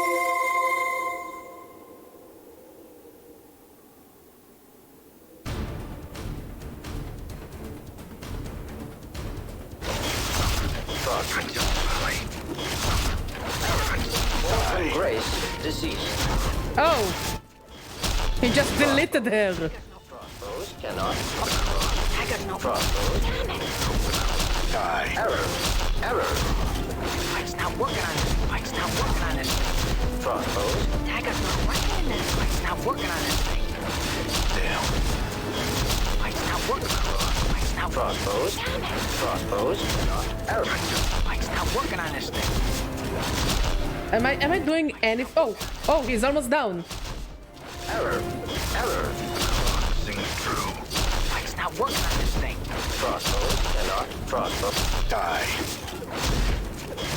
It's not working. It's not working on this thing. Crossbows cannot harm target. Crossbows. It's not working. Crossbows cannot harm. It's not working on this thing. Give me one. Yeah. Crossbows. Sing true. Treacherous folly. Crossbows can terminate target. Plane. Negative material. Please kill it. Fortress Falcon Grip. Motherfucker. Okay, but we can revive our guys. Fall from grace.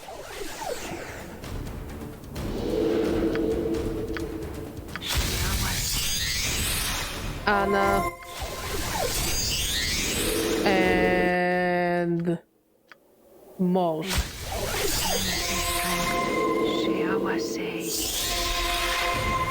Oh shit! He came to us! Dagger's not working in this sphere. Knowing the Give me teachings of another Zerthamon, I have become stronger.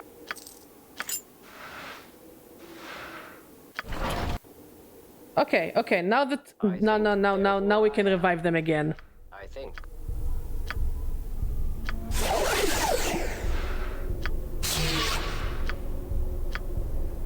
Fall from grace. And Mort. Person actually came to our location. And all is well, nothing bad happened. As always, everything is fun and positive until the game crashed on me again.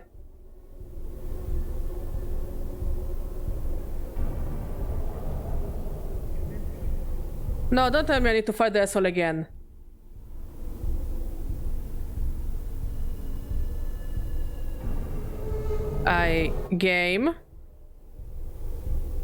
Game, I don't want to fight this asshole again. Please, don't crash.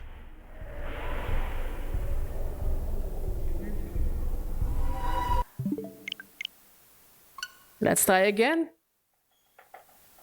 It's Baldur case all over again. Please tell me at least it auto-saved after I killed him. Please tell me it auto-saved before after I killed him. The answer is a strong no. But now I know what to do.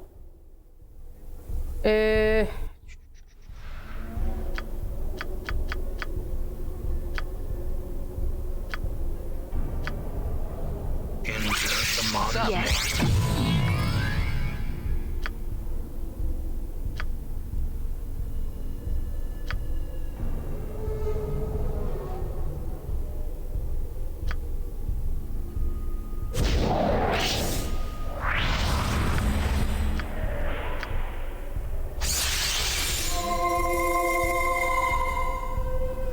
Come on, let's do it, let's do it, let's do it, let's do it, let's do it, let's do it. Let's kill him. Where is he? Come here, you son of a bitch! Crossbows cannot harm. Error. Error. Crossbows cannot harm target. Error. Error. Crossbows cannot harm target. Damn. It's not working on this thing. Crossbows cannot. Crossbows cannot. Crossbows. I'll kill you again, I swear. Crossbows cannot. Crossbows cannot. Crossbows cannot harm target. Crossbows cannot. Okay, okay. I think we're halfway there. Crossbows cannot harm target. Crossbows I'm cannot. hurt. Crossbows. Die. Crossbows. It's not working on this thing. Crossbows. Leader terminated. It's okay, it's okay, it's okay. He will come here. I am going to revive. No, I am going to revive Anna. Rest quick. Wait, no, I revived her.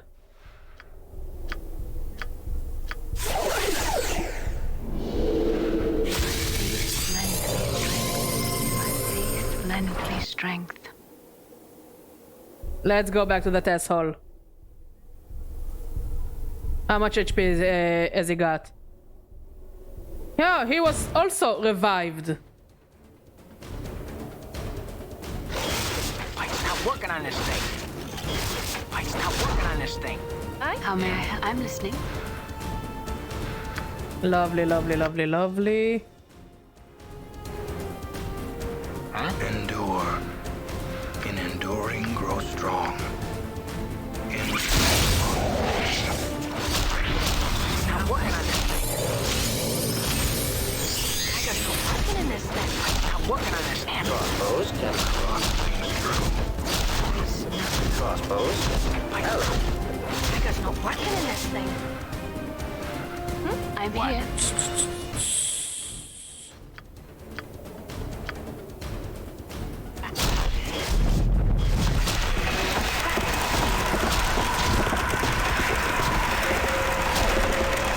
Critical miss, yikes. Crossbows cannot. On the left. It's not working on this thing. My Crossbows jaw is cannot hanging out my target. I got no weapon in this. Damn it.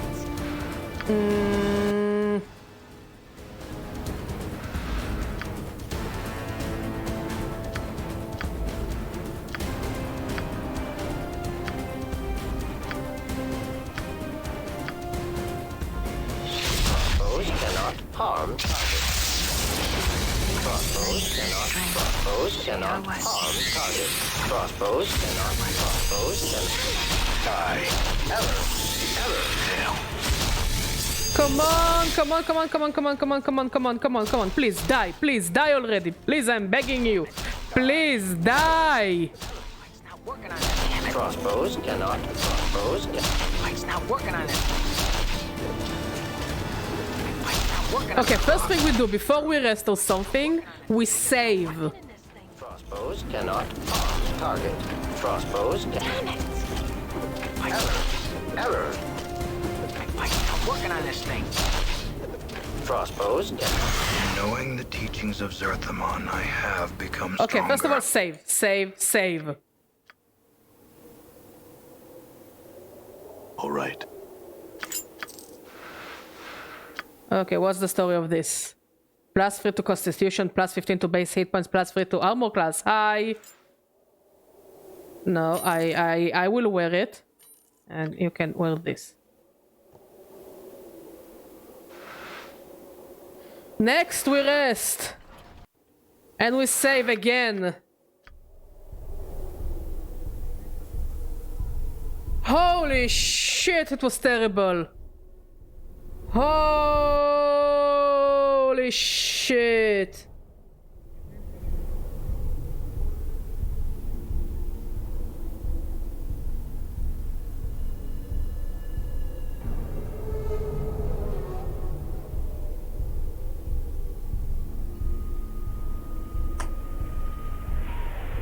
Okay, let's go to the coast gate.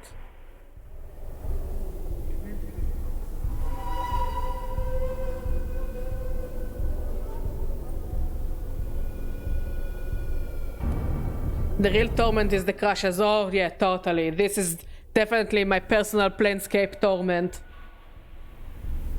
As you approach, the rotting heads on the gate begin to speak to you, chanting words back and forth between themselves to form coherent sentences. Gone, gone, lost to the betrayer, lost to the light.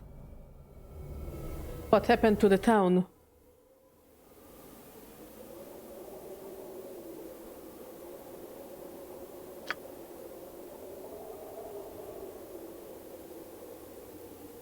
Gone on the wind, swept on a tide of evil, through the gate, gone, gone, the town gone, lost to its own hatred, through the gate, into the red prison, the prison plane, carcery.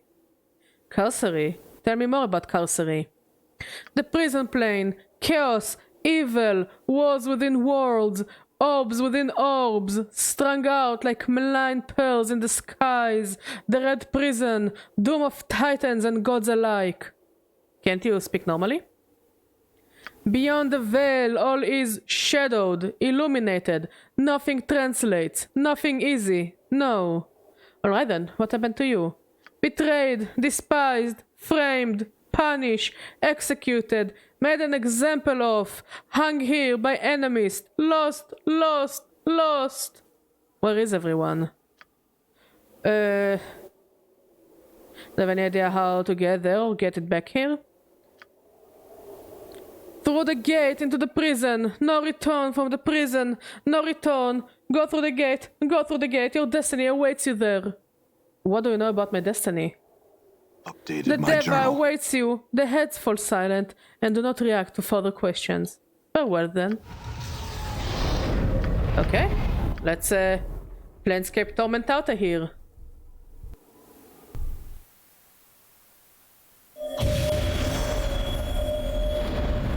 Oh, this place looks lovely. Lots of rocks.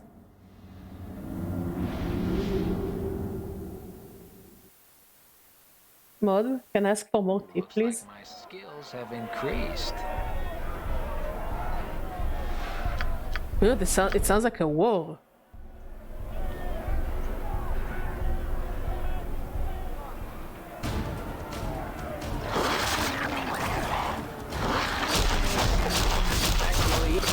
Sings true. Ooh, money!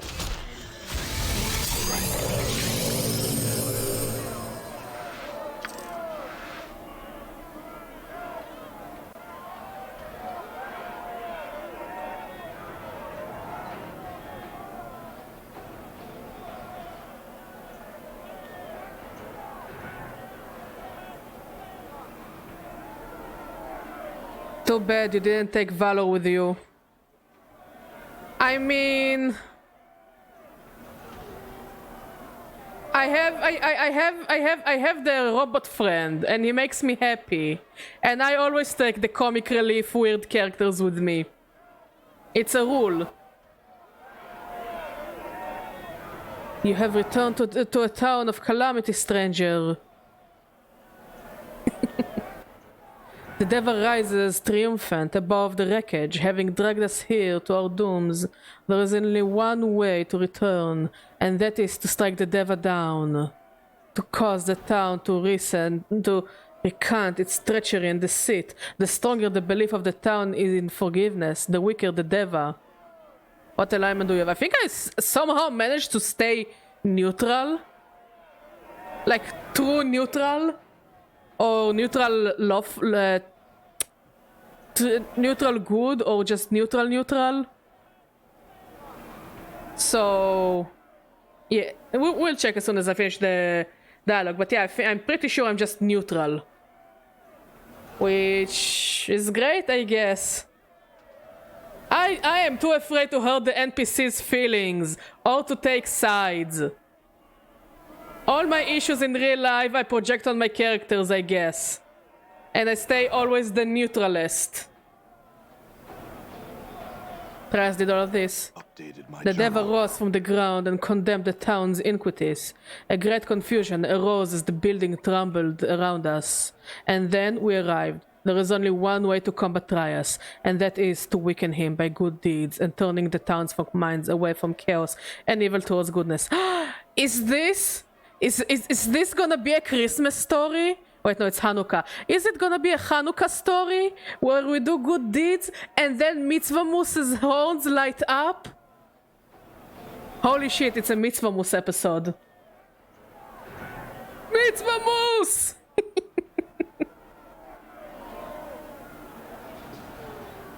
Otherwise, he shall surely triumph. He looks about himself. I have work to attend to. Should you require resting, seek the old barracks or the distillery. Now take this. It will aid you. Oh. I'm sorry. But I think we added the regular Mitzvah Moose stickers, no? No. Oh, I'm sorry. We should make a regular Mitzvah Moose sticker. Hmm?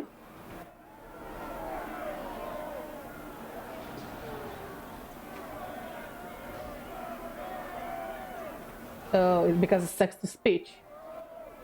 I'm sorry, but we will add, maybe we'll add a regular Mitzvah Moose sticker. For the sake of everyone spreading the love of the Mitzvah Moose. Badger, Yo, Badger. thank you for the follow, Skit. I really appreciate it, my friend. Badger. Tonight is a long stream because tonight we're finishing this game, whether I like it or not. And for now, it just feels like it's gonna end as a Christmas episode, which I love. I love Christmas episodes. They always feel good. I love the Hallmark movies. Yeah, they're shitty, they're wide, they're heteronormative, and it makes my heart go happy and warm. Do with it what you will. I'm a sucker for it. So, what we need to do... Okay, so here is the plan. How do we make the... limbs. How are we going to make Trias not a shit face? Okay, we're gonna cover... the bad city with snow and Christmas ornaments, and we will put ornaments on the trees, okay? And you'll be like, I hate Christmas. I left my small town to the big city to be a big, strong, independent woman. Man, whatever Trias is supposed to be, okay? And we need to dye his hair blonde because the Christmas magic doesn't work if your hair is not blonde. Okay, don't blame me, blame Hallmark. I'm just doing what Hallmark did. Okay? So, and everything is magical, and then he returns to the city because he was in prison.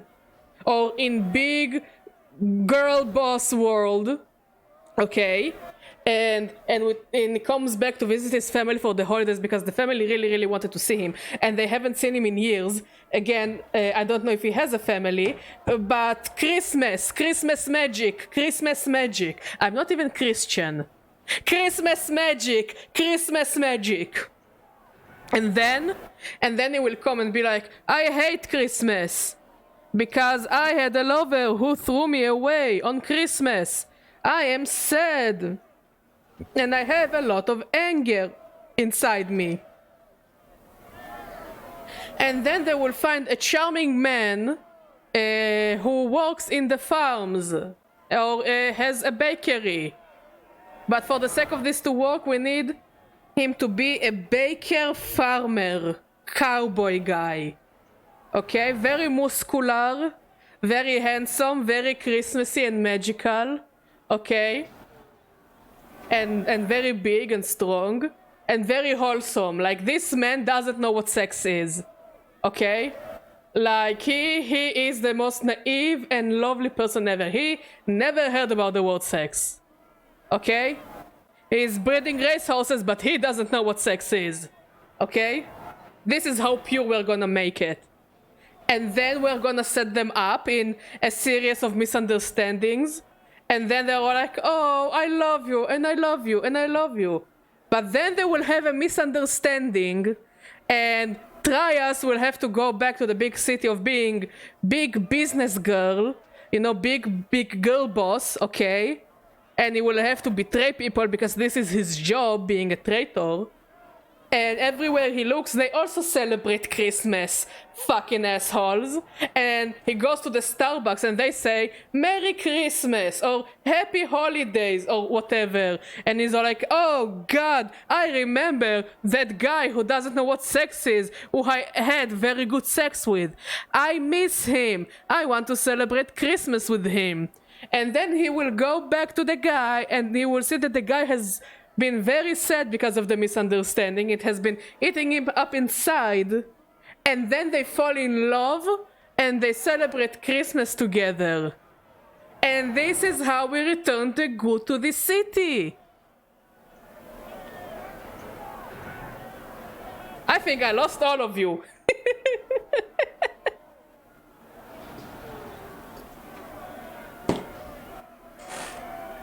And I know all my...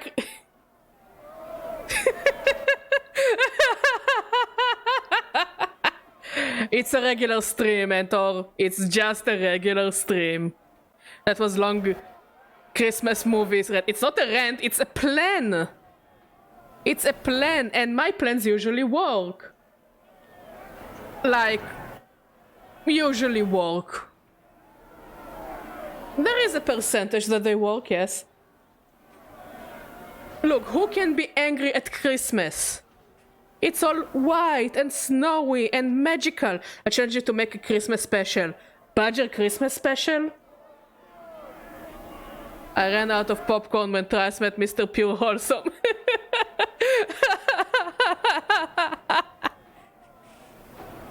Look, everyone deserves a Mr. Pure Wholesome that doesn't know what sex is. It's the part of the wholesomeness. Okay, so we'll make a Christmas special. Let's go for it, mod. And we use only very Hallmark. We use all the Hallmark cards to do it. Yes. But look, how can someone be angry when they're in a very wholesome time of year? Okay. Let's talk to those guys.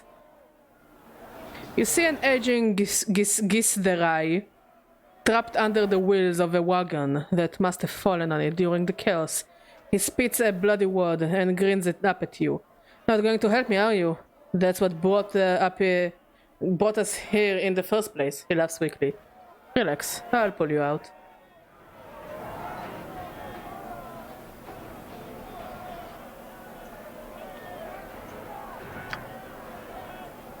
You cannot trust this one. Let him perish here, under the cart. No, Dacon, we are pulling him out. It's for Christmas, Dacon! If we are not going to help the people, there won't be Christmas.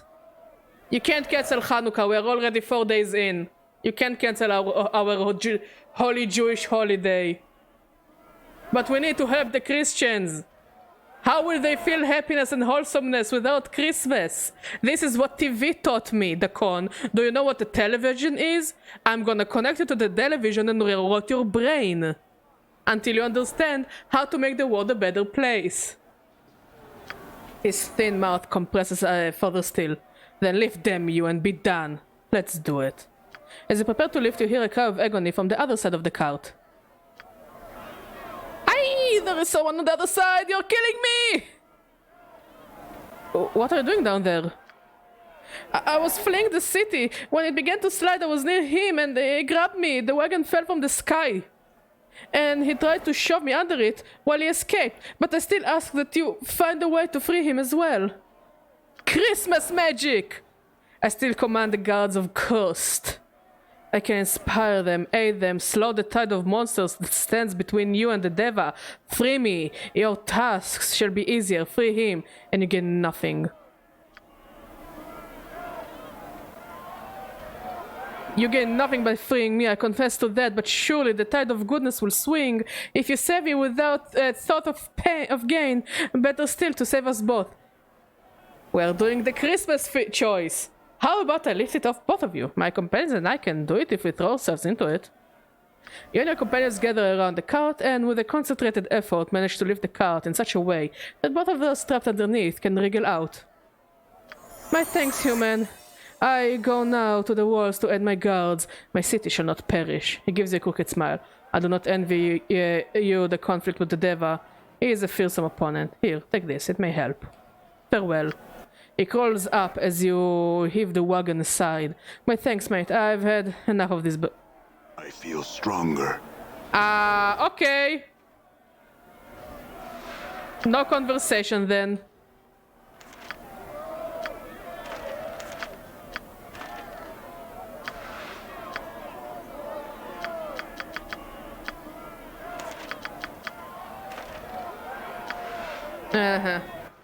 Somehow my mage is a dumbass.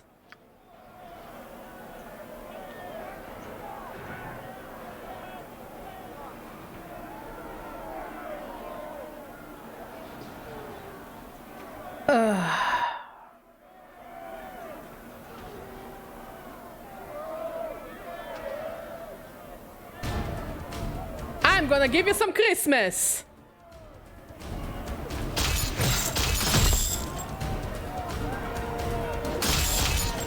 Yeah, this is the knife of Christmas. It slits your throat so you'll believe in Christmas and good deeds.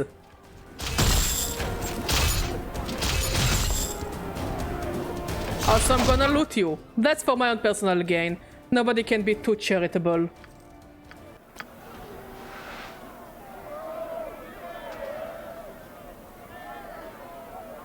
This woman can only stare at you. You've saved me! Thank you so much! I'd be dead or worse without you! She opens her arms and moves to embrace you. Allow her to put her arms around you. She squeezes you tightly, her cheek wet with tears, presses against your chest. After a time she steps back and looks up at you smiling. I must leave, but let me say thank you. I shall not forget your kindness. Farewell, traveler. Anna rolls her eyes and gives a sour humph. You jelly belly? Farewell. She flinches tightly and gently walks herself out of your grasp. She gives you a slightly distraught, nervous smile. Farewell, stranger, and thank you. I shall not forget your kindness. Sure, farewell. I like her running animation.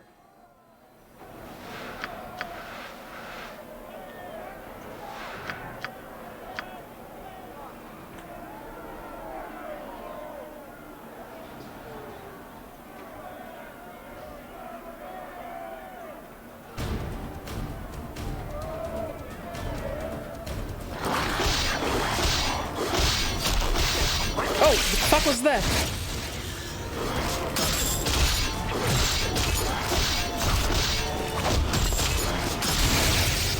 Isn't the with Dave bot what?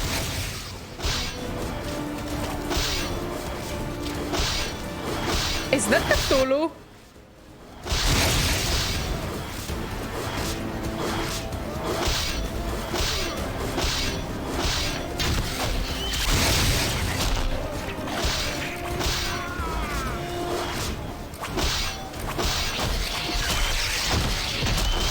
Oh. Yes, supposedly. I'm playing on the Switch, so I don't think there really is a quick save, but there are some autosaves. Dagger's not working in this thing. First one of the labels, now the prison play. Can we go somewhere nice? Fight's not working. Fight's not working on it.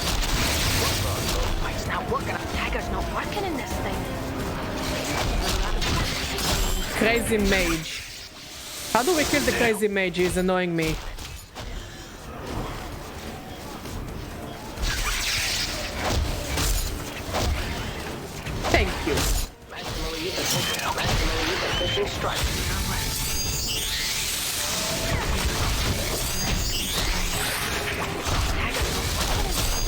Okay, let's loot. This and this and this and this and this and this and that and this and this and that and this and that and this and this and this and this.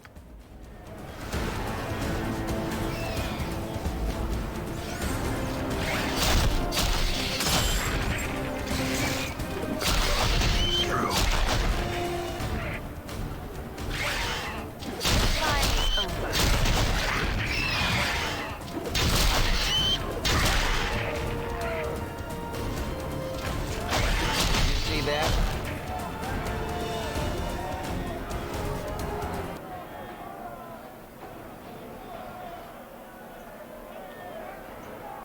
Okay, there should be the distillery family should be around here.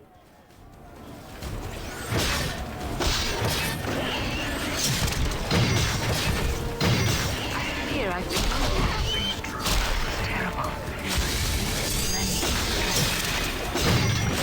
No, no, no, no, no, no, no, no, no, no, no, get back here, get back here, get back here, son of a bitch.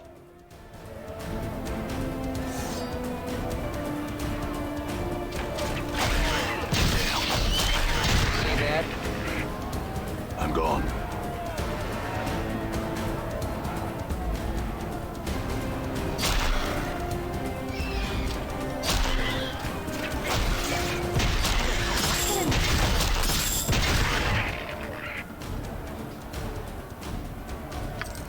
Wait.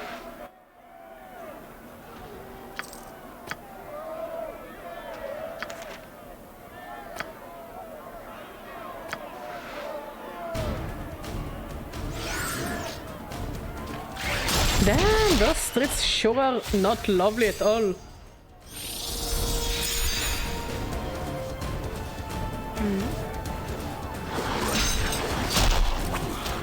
Dagger's not working in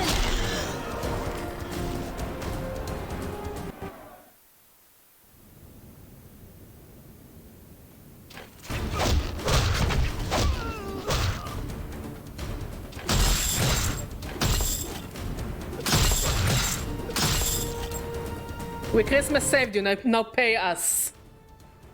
My thanks for your help. I'll work on organizing my friends, he pauses. Such as they are, go on now. Let's, loot his, All right. attackers. Can we rest here? Yes. We rested for 16 hours. Hopefully the town is okay.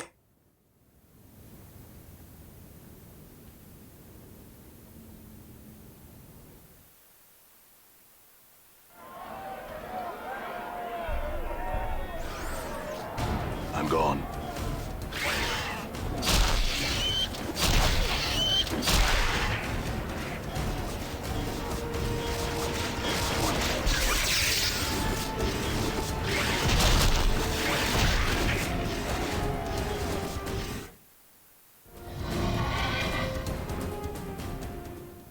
I think I'm just going to avoid them. Done. I mean, those two seem so busy. Why would I ever wanna disturb them?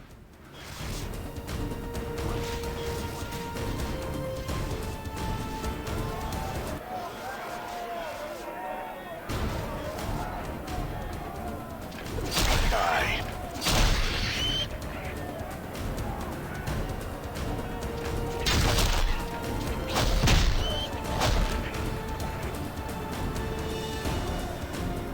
Dagger's not working in Dagger's not working in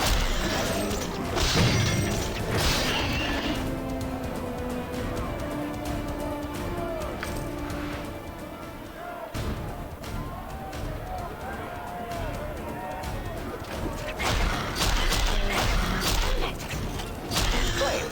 Carceri. Location. Cursed. Yes, I know. This place is very cursed. Thank you, Nordom. Thank you, my friend.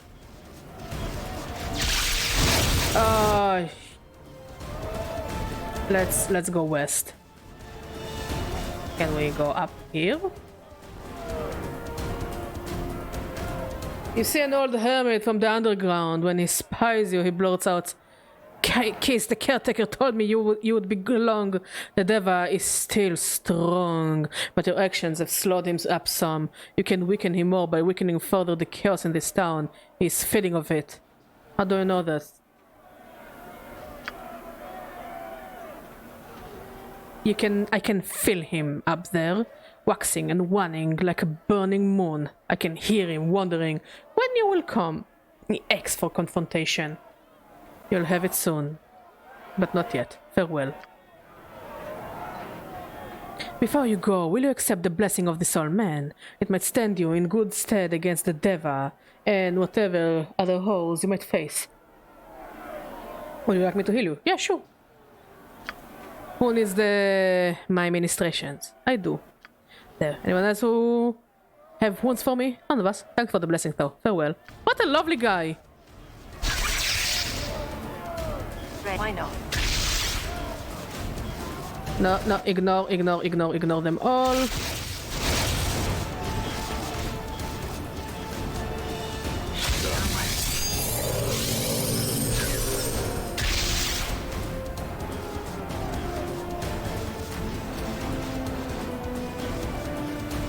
Wait, I think I'm supposed to go this way.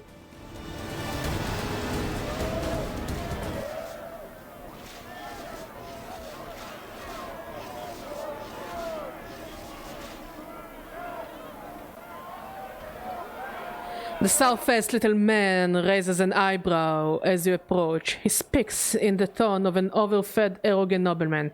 Mind you, Sarah, that you're interrupting an official process, and watch your words carefully. I am a powerful magistrate here, and would hate for you to share this man's... He indicates the official about to be executed. Rather sorry fate!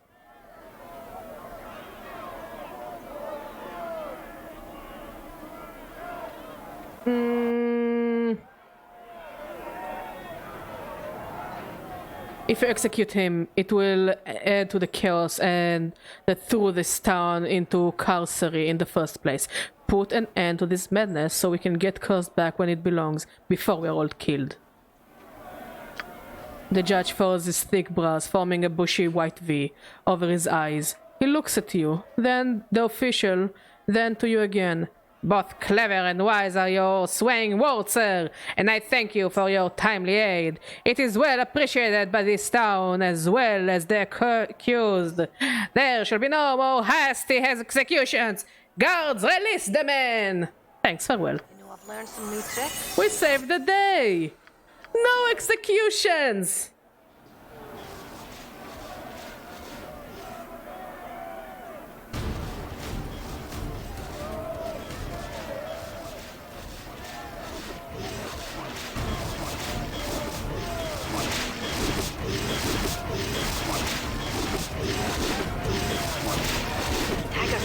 Crossbows cannot cross. It's not working on it. Tiger's not working and Tiger's not working. Crossbows cannot crossbow. It's not working on it. Tiger's not working. It's not working on it. Tiger's not working. Damn it. Tiger's not working. Tiger's not working. Crossbows cannot harm. Okay, this guy's a friend now.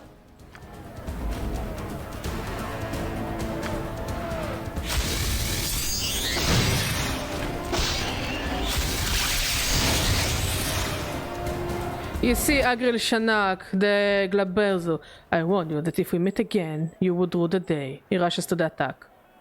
Flee. Ah! No, I thought we would be friends! I thought we would be friends! Tiger's not working and I thought we would be friends! Why can't we be friends? Why can't we be friends? Why can't we be friends?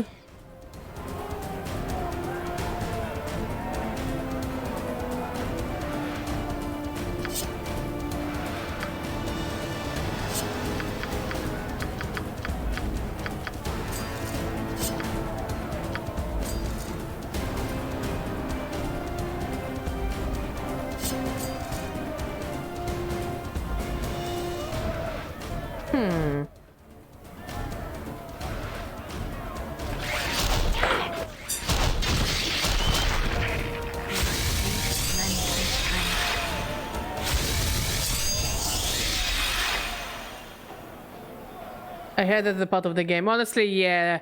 Lots of enemies and you can't even think quietly.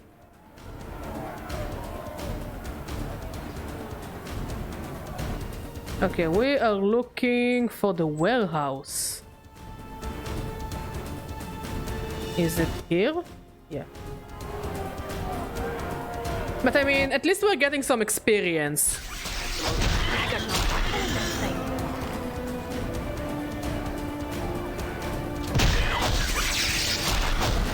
Damn. No, no, no, no, no, no, no, no, no, no, no, no, no, no, no, no, no.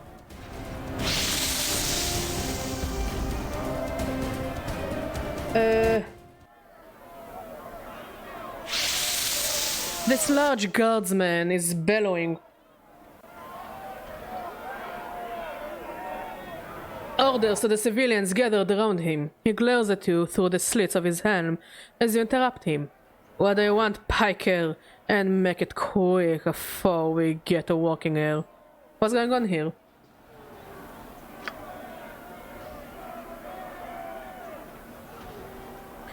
What's it look like, a sword? We're about to loot this warehouse. You want in on the action or not? Cause this ain't gonna be some sorry ass disorderly mess. We're doing it right and I'm giving the orders. If we can calm things down, it will help the town slide back into the outlands. Once Cross is wholly overrun with monsters, how long do you think you will live to enjoy the spoils of your looting? But has your right, he shouts to the looters who have gathered around him.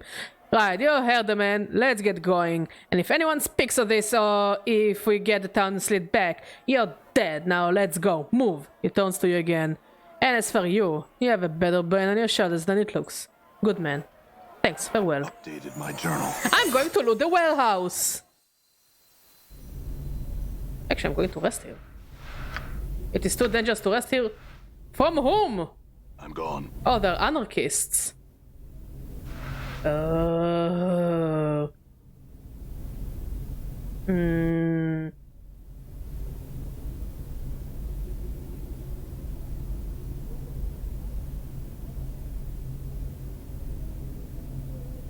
You see a fairly stooped old man with a full grey beard and a lion's mane of grey hair. He wears a couple of shoulder guards as armor and is holding a helmet. He smokes a pipe and carries a pouch of tobacco around his waist.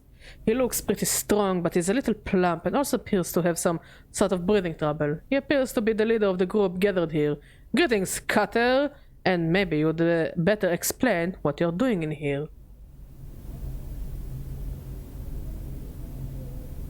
There's a lot of chaos going around in this town, and I'm seeking allies in stamping it out. How do you like the game so far? You're in the last third somewhat. Yeah, I'm actually really in the almost in the end of the game. I'll say it like that. Gameplay-wise, combat-wise, and all that, it's not the best. But again, it's an old game, so I don't have the highest expectations when it comes to gameplay. There's a lot of need of grinding and a lot of, you know, there is a lot of need for grinding, and some of the quests you don't know really how they will advance the plot, and if you don't do the right, there's a lot. I'll say it like that. The stat checks are not as satisfying as Baldur's Gate. Inventory is horrible, I agree. Inventory is terrible, the stat checks are not as satisfying. Hey Sam! Sam is also cool, how you doing, buddy? But, the characters are amazing, the plot is amazing. Mod is the awesomest. The plot is amazing, the writing is amazing, dialogue is amazing, the graphics for the time, I like it, I love it. I love how ridiculous it looks. I'll say it like that. I don't know if this game is a must play or not a must play, but I do recommend put it on easiest difficulty, open a guide that basically tells you where to go and what stats to focus on for the sake of the stat checks, and just enjoy the plot, because the plot is amazing. The plot is really, really, really good. Did you play Baldur's Gate 1 and 2? Yes, you actually can watch the VODs on my YouTube. I played both of them, and I played Siege of Dragonspire and Throne of Baal. Lots of jank, but I had so much fun. We carried Wilson to the end. And that's what matters the most. A little of Neverwinter, yeah, until Neverwinter became a grindfest, and I don't really like grindfest games for when I stream. I also think that the graphics are very nice, or at least the style is very memorable and great for the atmosphere. Honestly, the graphics work. The graphics work so well with the game. I love those really old CGI cutscenes. I love the character designs. Yes, most of the characters are fugly as fuck. Some of the ugliest I've seen, but it works in the world of the game. It really works well. Oh, the CGI is so iconic. I love it. I have a very big soft spot for this terrible CGI. It reminds me of what was the name of that show? Where they were blue. It was one of the first CGI shows, if not the first one. I forgot the name of this show. Fuck. There's the blue guy with the blue hair. No, not the My Little Monster. That they were like inside a computer, I think. Yes, everything is twisted. Once you get used to it, it's like reboot. It reminds me of Reboot. My Little Monster look was horrible. My Little Monster's graphic CGI. Not only it didn't age well, it wasn't good when it aired. It was nightmare-inducing. But yeah, the twistedness, the roughness, the darkness, the disgustingness, it works so well for this game. And the game truly uses it for its best. I'll say it like that. If somebody will ever remake Planescape Torment or will make a sequel or a spin-off, they need to keep the setting. The setting is good. The writing is amazing. The characters are amazing. The writing is amazing. The plot is great. They need to rework the gameplay from the ground up. Because some of the side quests I have done, I didn't know how many of them really help me in the plot and how many of them are just side quests for the sake of the side quests. So I had to fucking break my head because I didn't have the right stats. I actually was worried that I'm soft-locking myself because of quests that I cannot do because of my intelligence score or charisma score. Most of the side quests are for the sake of side quests. I understand, but the game doesn't communicate it to you very well, in my opinion.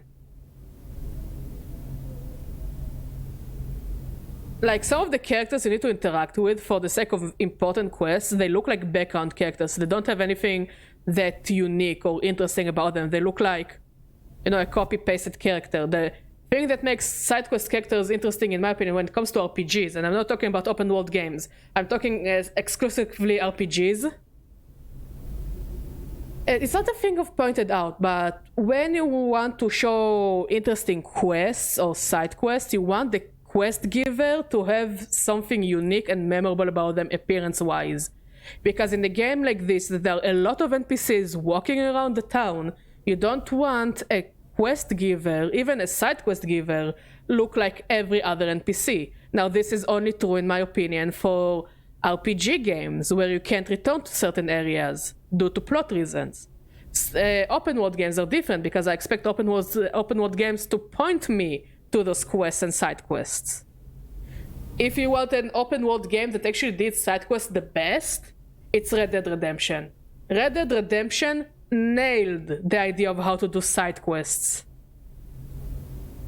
In RPGs, I do expect that a quest-giving character, even side quest-giving character, to be somewhat interesting. Either a different race, or have big horns, big cape. Because look at all those guys. They all look the same. Okay, all of them look similar.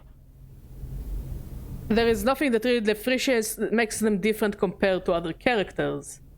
So yeah, that was one of my issues. Again, I'm playing it with a guide that just pretty much tells you how to get from point. They have names in pet. Again, I understand. I agree with you. I understand. I just prefer to, instead of starting to look for the characters, to see the characters. You understand what I mean? But again, it's a me thing, I guess.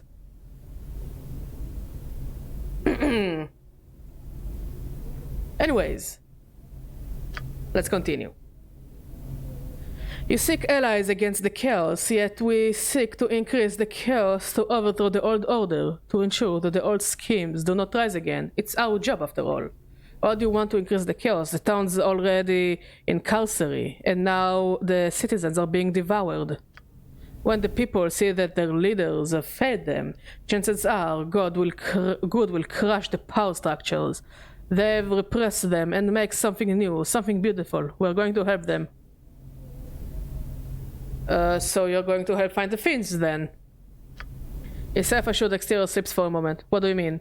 What I mean is that while you've been plotting to overthrow the city government, evil has come to coast and is currently destroying what's left of the city. Wow, this is such a society vibe. Honestly, from all the factions we've met, the Chaos people I hate the most because they are truly the Joker society meme. But we must do something. All our work would be for naught if they are all dead. Here, take this. He turns to his brethren. We must go, or all our work will be for naught. Come on. He races for the door. Good luck. What did he give me? Scroll of Desert Hell.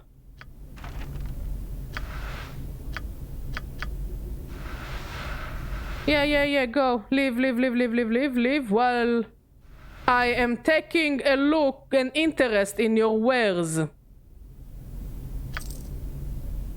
Yes, I am very interested. Can I rest here?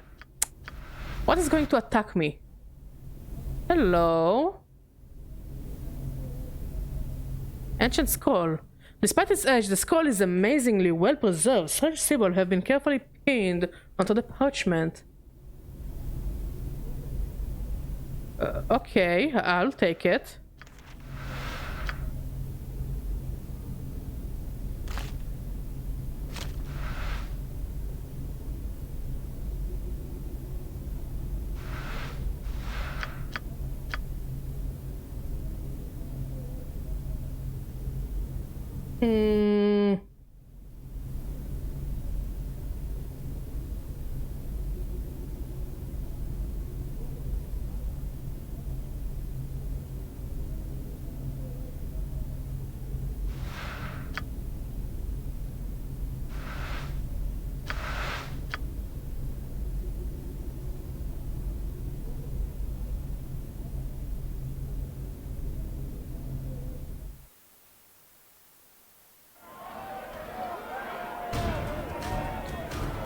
Lovely.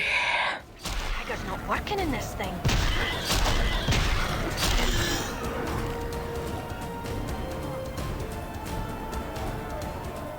I'm gone. No. I'm ignoring you. I am officially ignoring y'all. All right.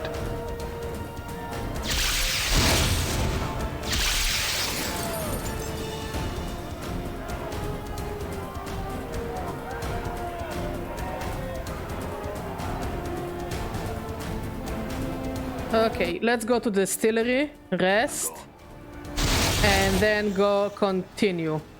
No. I'm not having any conversation with you.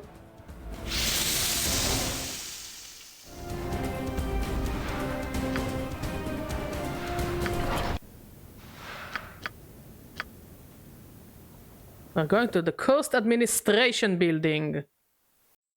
Ignore.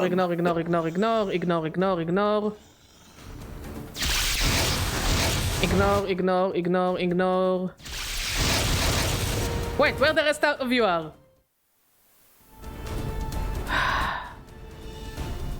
Somian.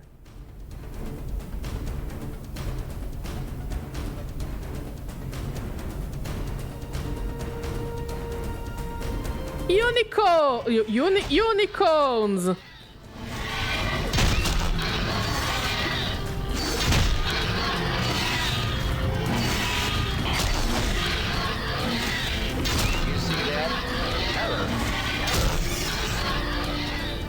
Unicorns!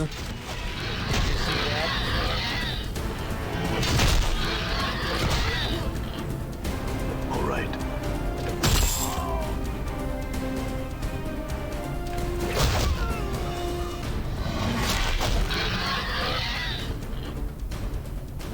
Okay, I'll take the money.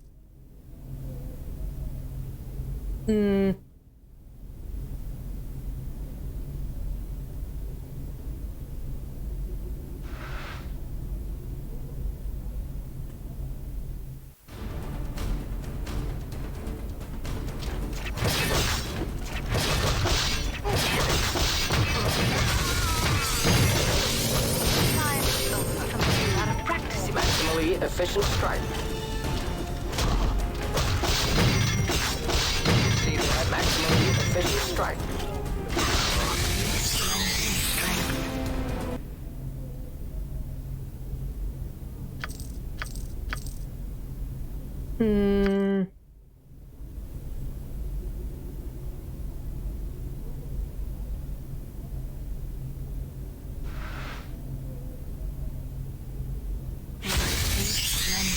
Don't you want to heal yourself?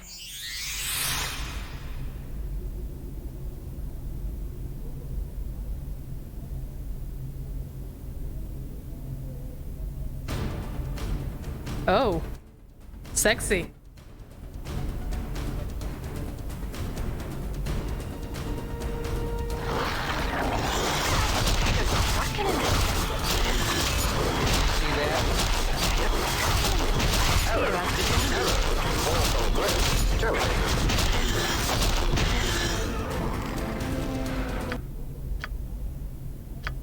No! That was a misclick.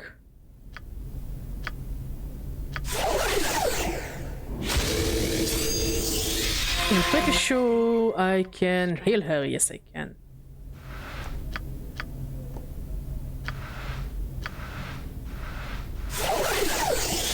I'm gone. Ooh, I'll take more of this. Do I actually have anything to buy at this point? Since, you know, endgame and all that.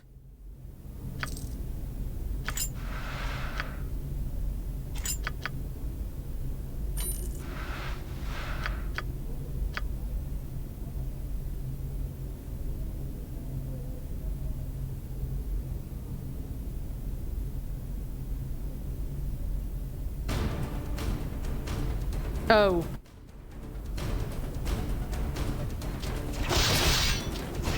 I was actually looking for the stairs. Efficient strike. Maximally efficient strike.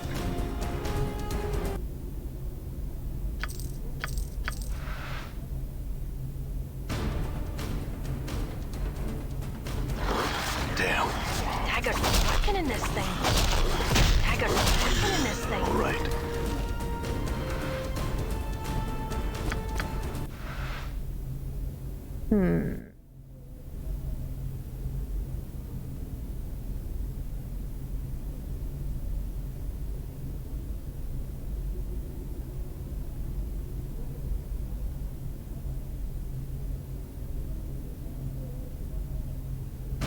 Hello.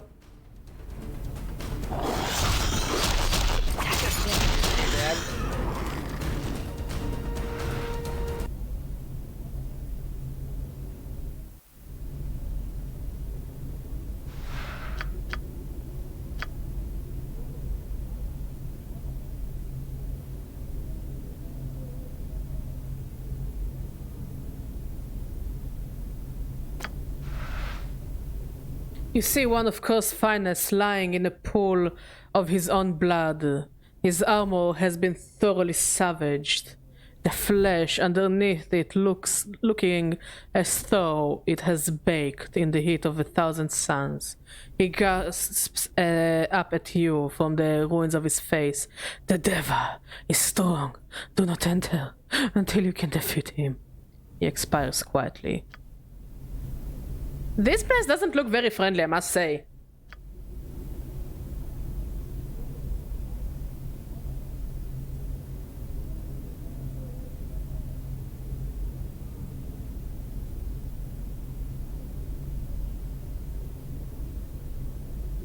Like, this place is very creepy. Can we rest here, actually? No.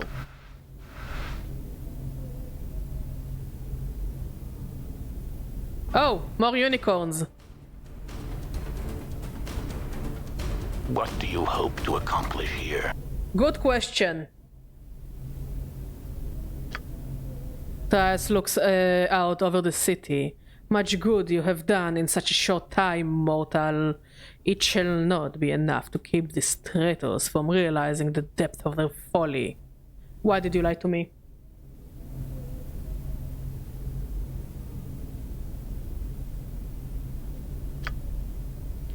You were in need of direction. The price of your need was betrayal. How is it that you believe that you have earned the right to any truth in this life or the next? Such arrogance, indeed. It was your duty as a lesser being to free me.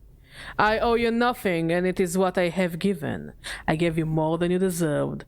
You free me to help yourself. Then why have you dragged curse into the Outlands? A city of betrayers have been betrayed and received what they have deserved. There is no why. It seals my compact with the lower planes. The greater good is served. You made a compact with the lower planes? One cannot scale Mount Celestia without an army. The composition of that army is of importance to me. It is much easier to hire such creatures than force them into an attack. You're going to attack Mount Celestia with fiends? Is consorting with them not against your nature? Reva's face darkens. I'm doing this to redeem the name of good. I mean, his name is Trias the Betrayer, so you know, he betrays everyone. He snarls. While the generals of the upper planes cower behind their golden gates and feed a brutal war that devours the innocent, I will bring them into confrontation with what they fear most, and through that confrontation, they will overcome their fear. This is the stupidest plan I've ever heard. Dude, just teach them the magic of Christmas and everything will be fine. Do you think that you can... Mod, she really wants to play. Do you think that you can end the blood war by taking it to the gates of paradise? The evil in the lower planes is nigh infinite. The legions of the Baldur and the Abyss reflect this. Before you arm yourself with nothing but pompous arrogance, you should remember the terrible power of infinite evil focused towards a single goal. Do not give them an excuse to take the blood war to the upper planes, or the multiverse will suffer. You assume much of their chances, Tanari. An idea whose time has come is stronger than any army. And what know you of military tactics, Temptress? Your skills lie in other pursuits. His eyes travel over her body. Leave strategy to those of us who understand it. One can learn from all things. If one is perceptive enough, my lord, one would do well to remember that a wise man takes every opportunity to learn. You are a mystery to me, Tanari. This is, I'm sure, precisely as you wish it to be. He turns his attention back to you. Do you think to solve this problem by betraying your homeland? Again, his name is literally the Betrayer. You know? I shall speak of betrayal to you, human. Betrayal is an abandonment of the war against evil. Betrayal is cowardice selling weapons to your adversaries, out of fear that they might stop killing each other and turn upon you. Betrayal is refusing to lead by example. Betrayal is letting the fiends run rampant through the plains until evil has corrupted all hearts. Ask not why I scale Mount Celestia and seek to set fire to its comfort-laden slopes with war. It is no betrayal. You attend the essence of good with evil incarnate. That sounds like betrayal. Are we really having a conversation about the philosophy of betrayal? Really? There are many definitions of betrayal. One must live long enough to experience them all. Even your life, were it not fraught with forgetfulness, does not have the range of centuries necessary to appreciate them. Such a betrayal is no betrayal at all. What happened to your wings, Trias? Baldur's fires burn hot indeed, but they are candles compared to a father's anger. He flutters the burnt shreds of his wings. There is no pain like being cast from Mount Celestia. Stand down, Trias. You can still be redeemed. He looks deeply into your eyes. The time for redemption has passed, mortal. I regret nothing. If one truly believes in the cause, one must be willing to betray it. I truly believe in good, and so I choose to betray it. Mate, you're so fucking stupid. I'm sorry. I'm sorry. I didn't know you were completely and utterly idiotic. Like, you know, I played my fair share of Shin Megami Tensei. You know? Yeah, this is his fucking plan. He's going to betray good for being good. If you believe in a cause, you must be willing to betray it. Yes! If you wanna do good shit, you must betray the good shit. Look, I've played my fair share of Shin Megami Tensei games, you know, Persona games, whatever. Where the definitions of good and evil is very interesting because it's perspective-wise. And this is, by the way, how I see the D&D alignments. It's perspective-wise. One can be evil and still do good. Because it depends on whose perspective you're talking about. That is evil or good. What he says is utterly stupid. Oh yeah, I believe in good, therefore I must do bad to do good. Yes, I must do bad for goodness reasons. I'm telling you guys, even a Christmas special won't save this guy.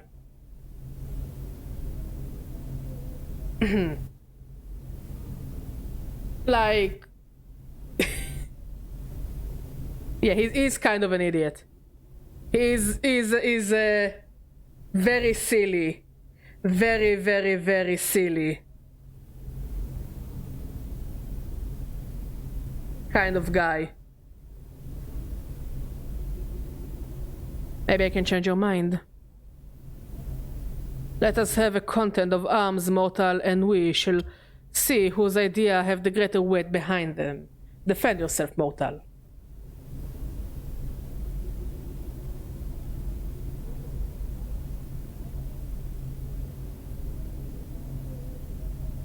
Prepare yourself. Okay, Mort, you're gonna be our scapegoat. And you...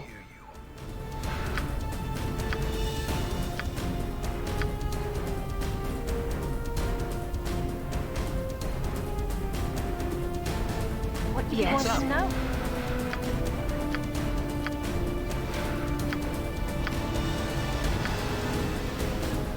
Even 50 swigs of brandy.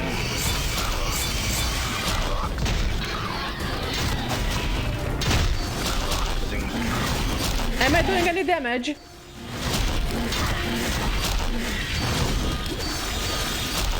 I can't see if I'm... it doesn't look like I'm doing anything to him.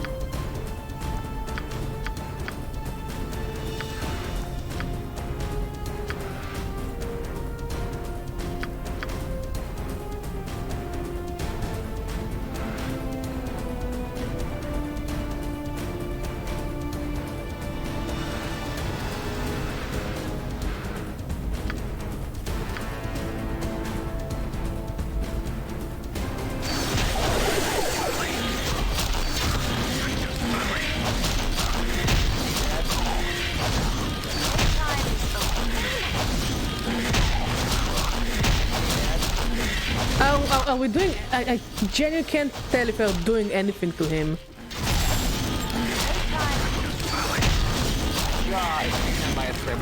Would you give me a hand here?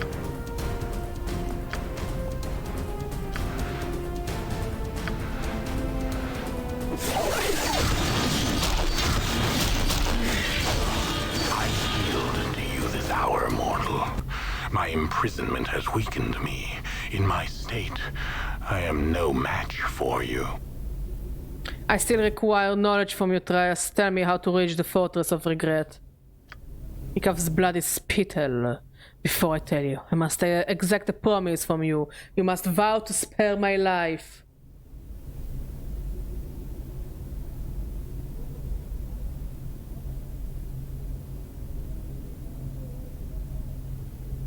I'll spare your life if you give me the knowledge I seek. The portal to the place you seek lies within the torus above the spire, in the city of Sigil, the city of doors. In that city, there is a place where the dead of your kind are taken. You mean the mortuary? Oh, yeah, that one RPG trope. The end is where you started the game, actually. It is where you walk of late, is it not? The plains seem filled with such ironies of late. So close you were then. The betrayer asked for your vow. Yeah, but because I'm not a betrayer, I'm gonna be better than him. You know? What is the key? The Fortress of Regret is mortared with tears and like calls to like. Like calls to like? To enter the fortress, you must contribute something to it. When you pass near the portal, should you carry regret in your mind, you will feel the presence of the portal, like the cold embrace of death. And... Updated my journal. While the chill bathes you, you must tear off a scrap of your own skin and write a regret upon it with blood from your left index finger. Very specific. The portal will open and you can discover the truth behind the Fortress of Regrets and perhaps meet the Keeper. If you truly believe in Trias' Christmas love story, you would betray him. No, because the point of the Christmas story is to show Trias that there is a better way. And this is what I'm gonna show. Trias, there is a better way. Think about what would Santa do? Always ask yourselves, before you make a decision, what would Santa do? Because Santa is an embodiment of good and magic and innocence and naivete. Here, I'm using beautiful words as well. I don't only call people idiots. The fuck is wrong with Cat? Cat, what are you doing? She was just looking down the hall and she's like, hall. There is a hall. Cat is being very silly. So yeah, we're going to show him the light with Christmas powers. How do you know it? Many alliances have I sought across the plains. My search brought me to the fortress where I spoke to its lord and keeper of its shadowed halls. No doubt you should wish to return to Sigil now. The blood you have on your hands shall act as the key to the portal. Simply step through the door by which you entered and you shall return. What can you tell me of this keeper? Powerful is that one. You shall not best him, and you shall not be able to wrest your mortality from his cold grip. It is lost to you. You have embarked on an errand undertaken only by fools. Go on. A man's mortality is a compass that points his way in life, if it may be grasped like an object. Much can be learned about the nature of the man it was torn from. Your adversary knows more about you than you will ever know. He has watched you and studied you across many of your half-lives. And we will never see my third half-life. I know his heart. He will not return that which you seek. What will you do when I have left you, Trias? I shall once again attempt to levy a host against the gates of paradise. They will not have me back, and there is no other purpose of my existence. Trias, have you forgotten the face of your father? What do you mean? The upper planes are the home of justice, beauty, and goodness. They're also home to forgiveness. Go home, admit your errors, and beg for forgiveness. Christmas magic! He opens his mouth for an angry retort, and pauses, reflecting. He bows his head. You speak convincing words, mortal, and their wisdom pierces me. I shall seek the forgiveness of my father and accept any retribution they choose. Take this, and farewell, mortal. If we meet again, it is my hope that I will be redeemed. Christmas story! What did he give me? Scroll of Celestial Host.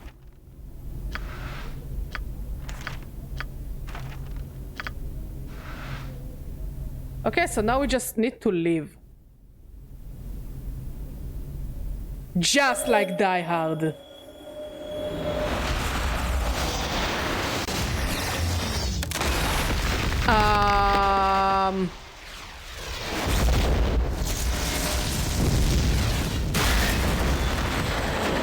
Look, Patrick, we saved the city!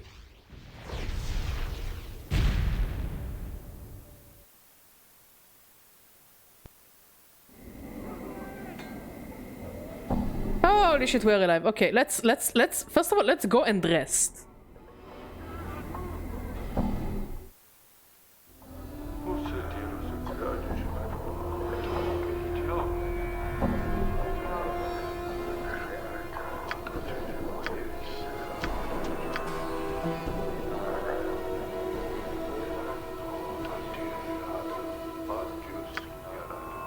Can we rest here?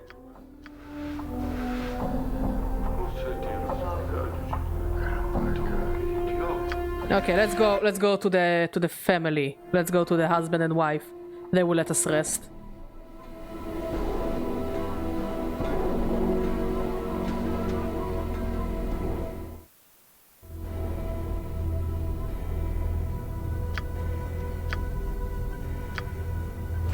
We're rested, we're fine, we're healthy, we're happy.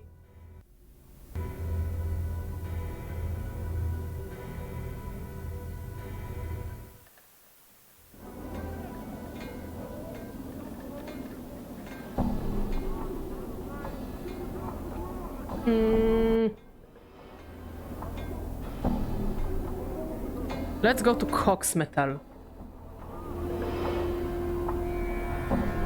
I think he was in the lower ward.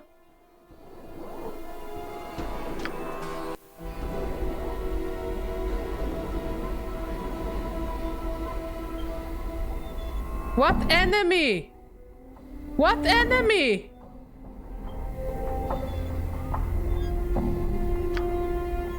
A shadow. Okay.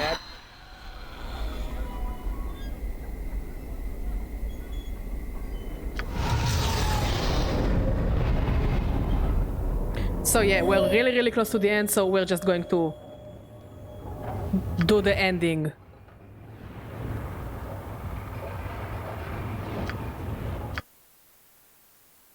Can we sell him anything?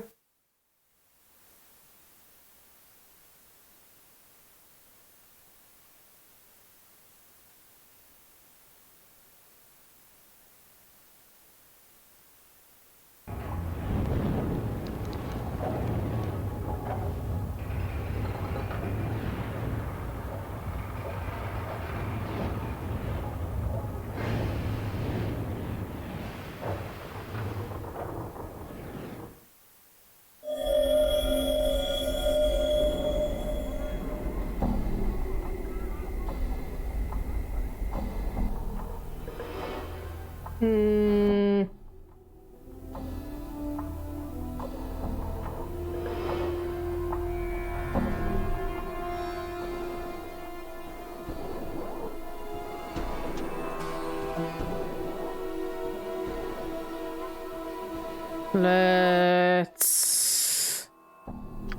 go here. What is my wisdom? 17. Let's go to Fell.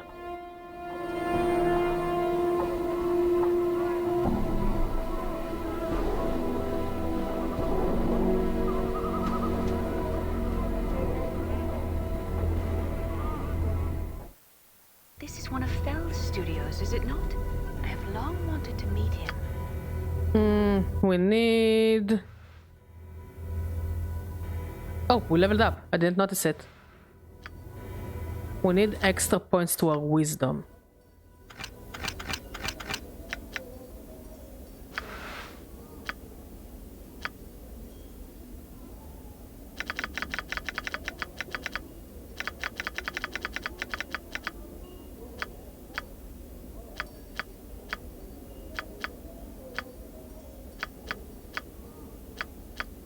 So we need +2 to our wisdom.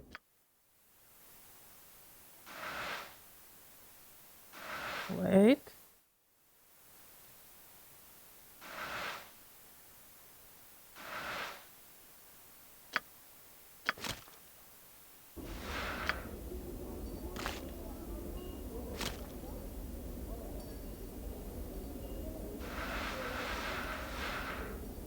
What happened to the cat? Why is she crying? She wants to play. She's bored. She wants attention. Okay, good. Okay, we have the blade. We have the wedding ring. And we have the bronze sphere.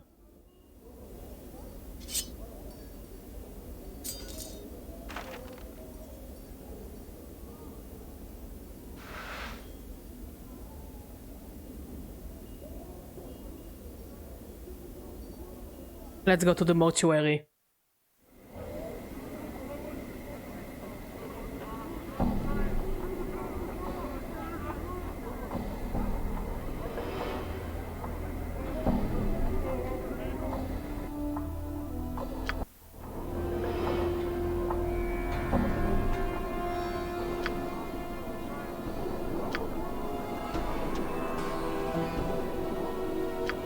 Leader deceased. Hierarchy disrupted. Awaiting new orders.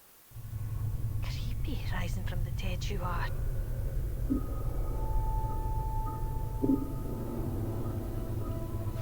Okay, where do I go now?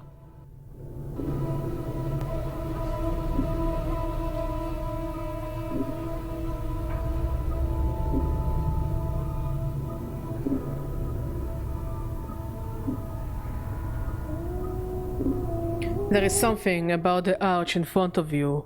Something hauntingly familiar. A bone-numbing chill blankets the air between these two black pillars, as if the arch itself bordered on some other, colder space. For some reason, you know this is the portal to the Fortress of Regrets. Now all you need to do is open it. Did you talk to all your companions, make sure they're fully upgraded? No. I actually shouldn't do it. Like, I know I need to upgrade Mort's weapon. Hey, what's eating you, Chief?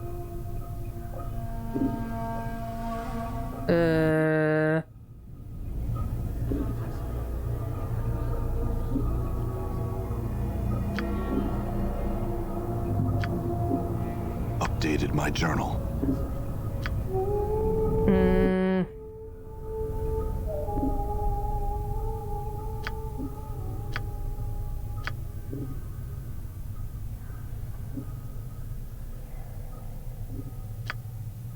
I think we'll be fine. Yeah, we'll be fine. Fuck it.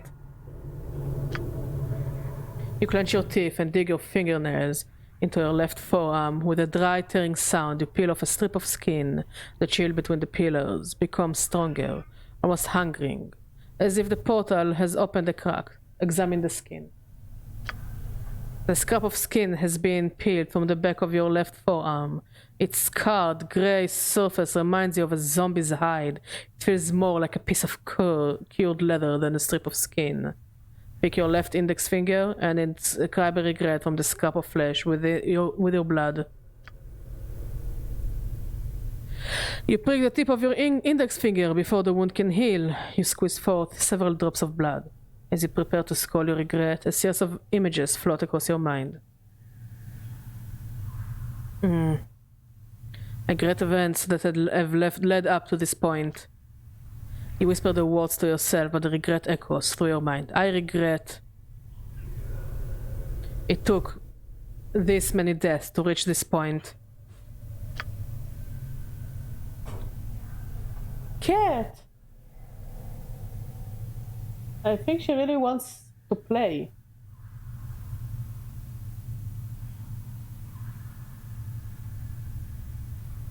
Like maybe the...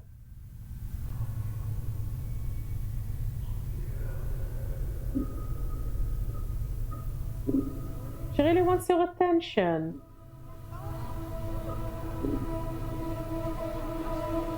Yeah, she wants your attention. She wants you to love her. I don't know, that looks like very attention-grabbing to me. Watch the blood dry. As you watch the bloody regret dry, a wave of cold washes over you. You look up. The black pillars to either side of the arch are glowing softly. Motes of misty blue light drifting from their sides to form a shimmering curtain between them.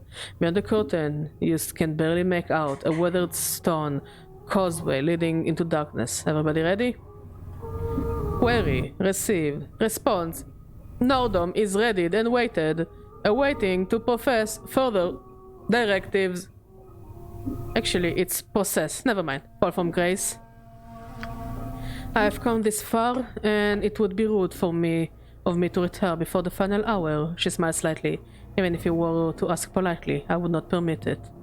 It seems I have no choice then, Anna?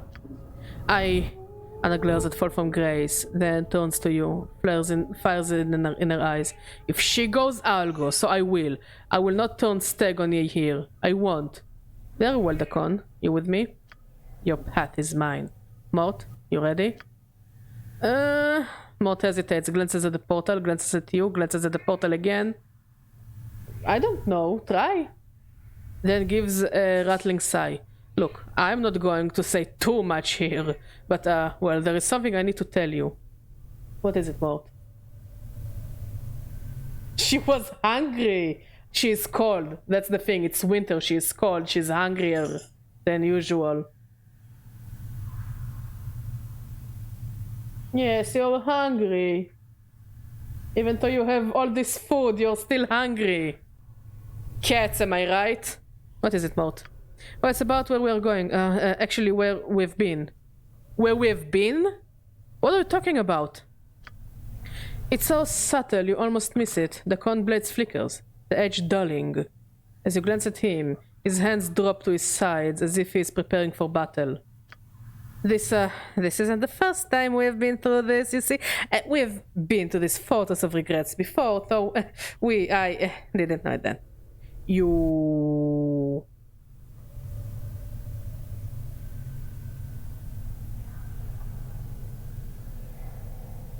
You didn't know? How is it possible?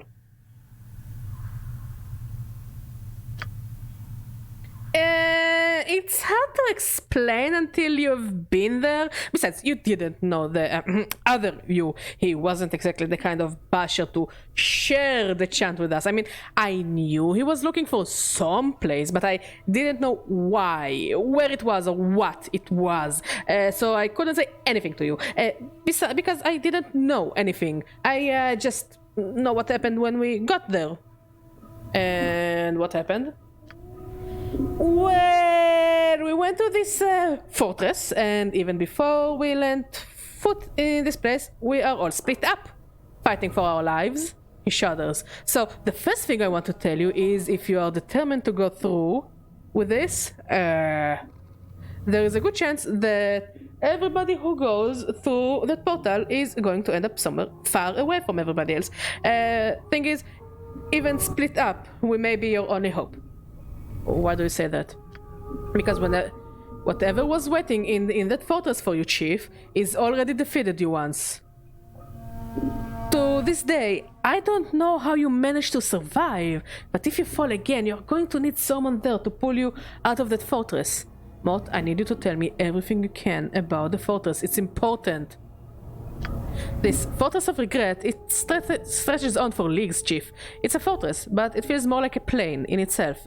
All stone, all darkness, and shadows everywhere. Shadows. We go there and we better be prepared. What happened when we first went there? Chief, I don't know what happened to you, but I know what happened to me. I spent my time running from vault to vault, those shadows crawling all over me, trying to bring me down. Then I just... Suddenly we were out, like Someone has pulled us back. Hold on a moment. When you say us, it doesn't sound like it meant just you and me. Mort falls silent. Know that I have walked your path many times. The Con speaks slowly, as if measuring each word. This blade has become a misty gray, as if the Con's mind has drifted. A portion of your path is known to me. 5 walked the path to the fortress. Each died their own death. But who were they? How did they die? I died the death of faith. The skull died the death of courage. Oh, Mort! The woman died the death of grief. The blind archer died the final and most merciful death. The death of the body. You died the death of the memory. But who were these people? The skull was me, Mort says quietly. The woman was some shit named Dianora. Never knew the archer. He was one who knew his targets without seeing them. Many shadows fall beneath his rain of arrows. Yeah, Mort rattles as if shivering. Chief, at this fortress, there's shadows everywhere. There was darkness there, and every shadow was Sharak Tlor. The Con's voice is a whisper, and his dead black eyes seem to be staring at something just beyond you. They are tormented creatures. The wounds in your spirit are known to them. They will attack you through them. They spoke to me like a pillar of skulls. Mort's voice drops. They knew. Alright, look you two. I need to know all you can tell me about this fortress. The shadows suffer. They know of torment. They know how to torture you with that which has wounded your heart. When you face them, know that you face that which has killed you once. The Con, Mort, you and I survived. What happened to the archer and Dianora? The archer died the death of the body. The woman died the death of the spirit. I could not save the woman because it was not your will that she be saved. Her grave was dry of tears. No one knew to mourn her passing. But why did I not want her saved? Your will was known only to you. Alright, look you two. I need to know all you can tell me about this fortress. I can't tell you anymore, Chief, except we're bound to be divided as soon as we arrive. It's a huge place. It's crawling with shadows, and someone in that fortress is something more powerful than any of us. Nothing lives there. The walls are darkness. Alright, before I step through this portal, is there anything else you feel like sharing that you think might help me? Well, Mort pauses. Yeah, there's one other thing you should know. The you I knew before, the you that led us here, he wasn't like you at all. What do you mean? All I'm saying is that despite all your asinine behavior, you got more spirit than he ever did. The other you, he was detached from everything, so I just want you to keep that in mind. But that's not all you want to say, is it? No, Mort pauses. There's one other thing. I may not have liked that other you very much, but he was one smart basher. The smartest basher I've ever known. He always had every angle covered. If he died at the fortress, that means... Well, you don't think I can succeed, do you? No. Mort shakes his head. It's not that, Chief, because it's not always who is smartest or who is the most powerful or who is the toughest. Sometimes it comes down to who you are and what you really want. I really want to not die. I think. I don't know what my character wants anymore.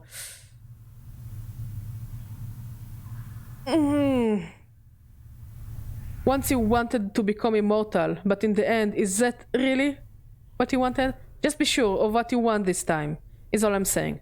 Fair enough. Look, Mort, we haven't really talked about this, but you know you don't have to come with me to this place, right? I'll understand if you don't want to. Yeah, I know, Chief, and I can't lie to you. I don't want to go, but I will. Just know that once we step through that portal, it isn't going to be just about you anymore. This is our lives you're playing with, and we don't get back up when we die. I mean, I've revived you a bunch of times, just saying. Then why are you? It's because of what Ravel said in the maze. Grace's voice is soft, so soft you almost missed it. Isn't it, Mort? Badger, how you doing, buddy? What Ravel said in the maze, she said you draw people who suffer to you like a lodestone. Mort shakes his head. Maybe it's because you have been suffering all this time. Maybe when you end up settling things, maybe we'll know a bit of peace too. Maybe. Same. Finishing the game tonight. Woo! Maybe so, then. Are you with me, Mort? Why not, Chief? Mort shakes his head. I mean, we've gone to every other horrible plane in the multiverse I can think of. Why not take that extra step over the cliff? He gives a rattling sigh. Are you ready? Because if you're not... I'm ready, Mort. There's nothing more I can do to prepare myself. Are you with me? Well, Mort glances at the shimmering blue curtain and gives another rattling sigh. Sure, let's go. I mean, any place else got to be better than rattling our bone box in the mortuary, right? Alright then. But I wanna...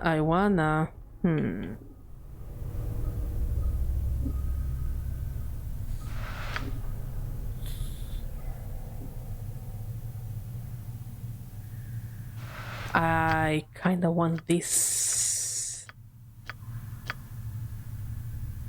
Nah, we'll be fine. Fuck it. We'll be fine. We will manage. Whatever happens, happens.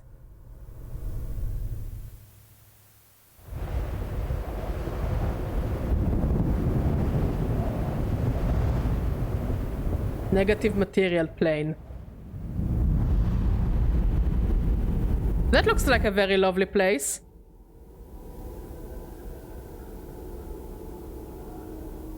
I mean, I'm pretty sure I already have everything on the Nameless one. Yeah, I have everything. Skin of regret. A scrap of your flesh with the regret inscribed upon it. It is a small tattered thing, but just looks as it makes you feel uncomfortable. It has a strange weight about it and feels heavier than it should. Yeah, pretty much. Yeah, I haven't got this on me. I'll put this here for now.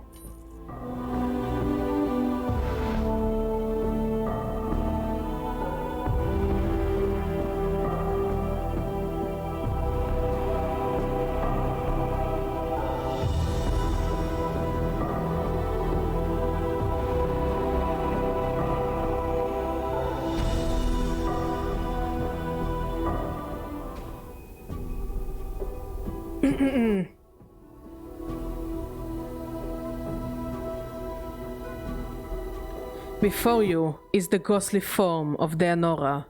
Her special gown seems stirred by some ethereal breeze.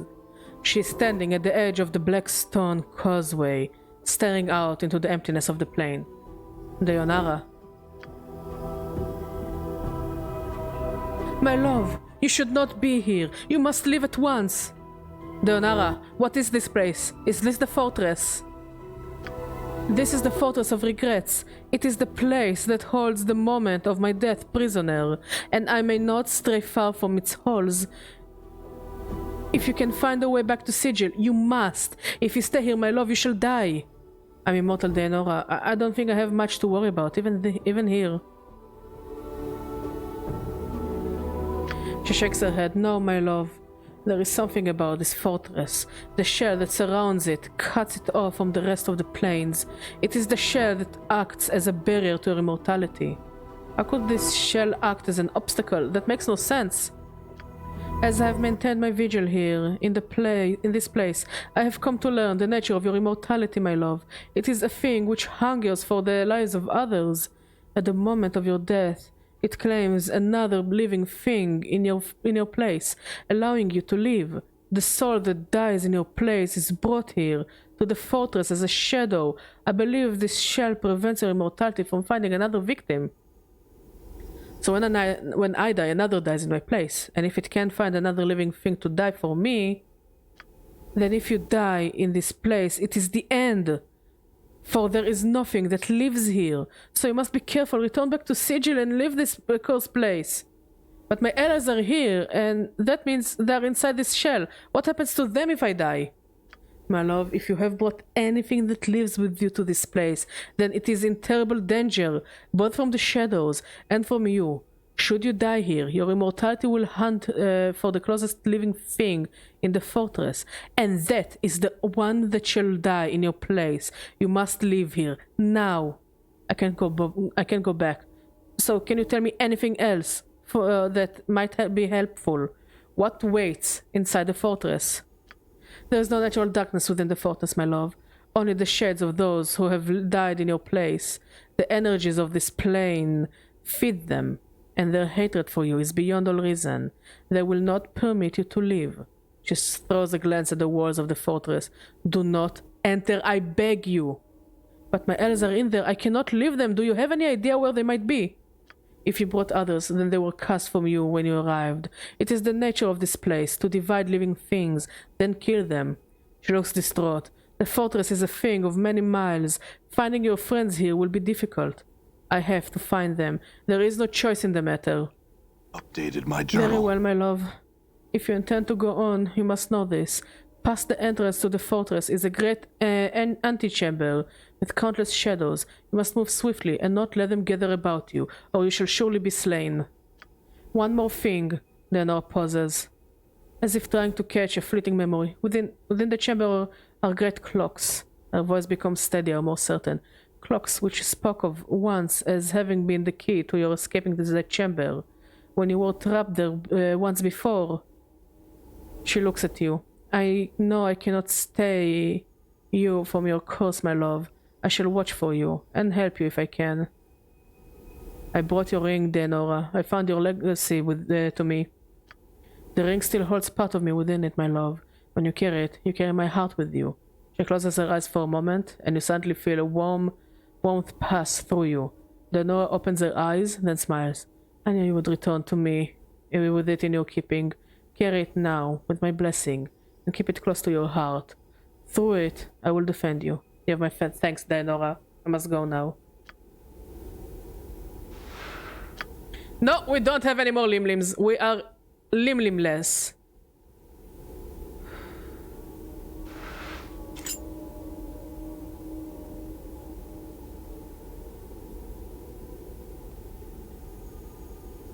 Yeah. Our only limlim turned into stone and then we used it for something. Okay, let's enter. Not like we have anything else to do. Yes, it did. But I still got chocolate. Where the fuck is the entrance? Is this the entrance? You're not the entrance. Is this the entrance?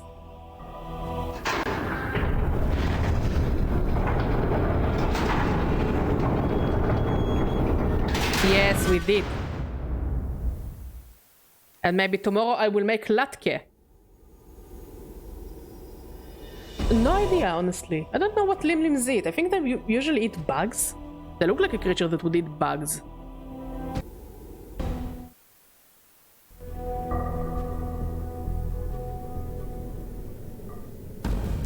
Hello. Power is here.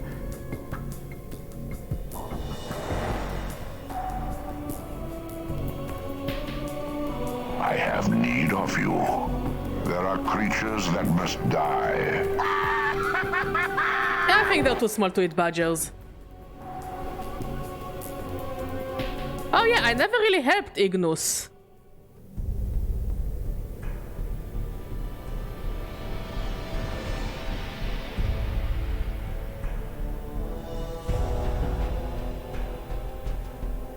I'm gone. Oh, lovely.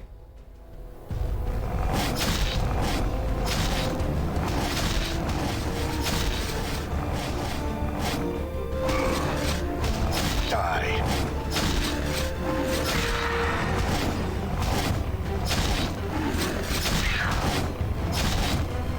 I'm hurt. We're not sacrificing limlims. Not at all.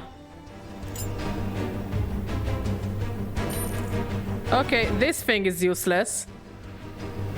Fuck, fuck, fuck, fuck, fuck, fuck. Fuck, fuck, fuck, fuck, fuck, fuck, fuck. Fuck, fuck, fuck, fuck. All right, I'm gone. I'm hurt. I should have bought some blood tokens. Ignus isn't the most interesting character. I kinda like that he's kind of homicidal maniac, but there's very little to explore with him. Yeah, I kind of fucked up his quest and never really got to save him. So yeah, I just kind of left him behind. We are gonna die. Oh shit. Oh shit. I just wanna reach the clock. Okay, if I stand there, they can't kill me. The huge clock looks like it has partially melted into the black stone surrounding it. I might do the second half of my Christmas shopping this week. Go for it. This huge clock looks like it's about to melt into the black stone surrounding it, but the ground around it has been disturbed, as if someone walked on it recently, perhaps in the last few years. There is something crudely scratched on the clock face, and you suddenly feel a strange crawling sensation worming its way through the back of your skull. You know what's written on the clock is a message from you. Examine your writing. Updated my journal. The message carved on the clock face looks like it was carved with a dagger. Run. Doors are lies. Use cannons, then portals. Cannons!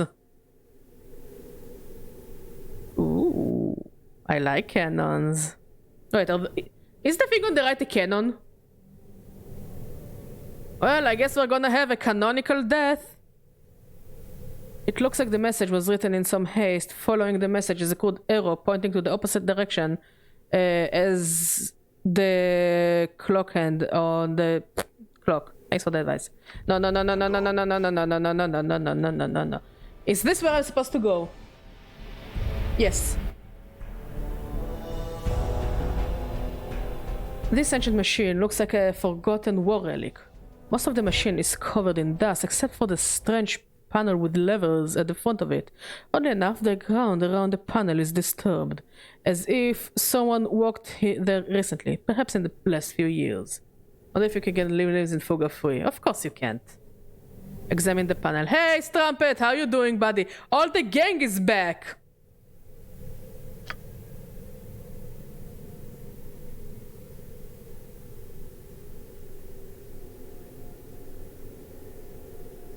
The panel has a series of gears and yeah, sure, whatever. Updated my journal.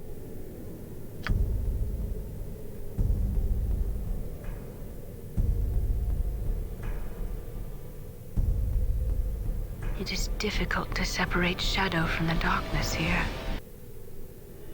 This is not a place meant for the living. You influenced me to get Baldur's Gate, but all I can think of it isn't as fun as watching you play it. Oh, look, because you need my sense of humor to actually enjoy the games. But Baldur's Gate 1 and 2 are really fun. Not gonna lie, they're fun. They're just different kind of fun. So the spider that lies in the center of it all. Yep, it's the ugly guy.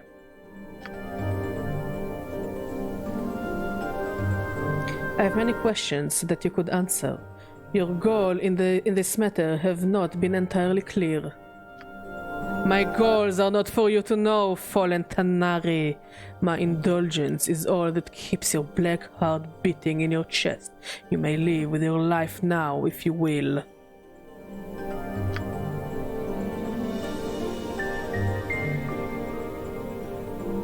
My heart is neither black nor do I fear for my life. My companions, my friends are here in your fortress. I shall not leave until we are rejoined, and the man we follow has resolved this matter to a satisfactory conclusion. Did I?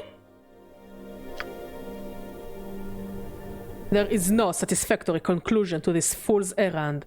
You will leave this place, and you shall leave your undying companion here. Fear not for his life. The only price he shall pay is the loss of memory. As gracious as your offer is, I must refuse your offer to abandon my friends.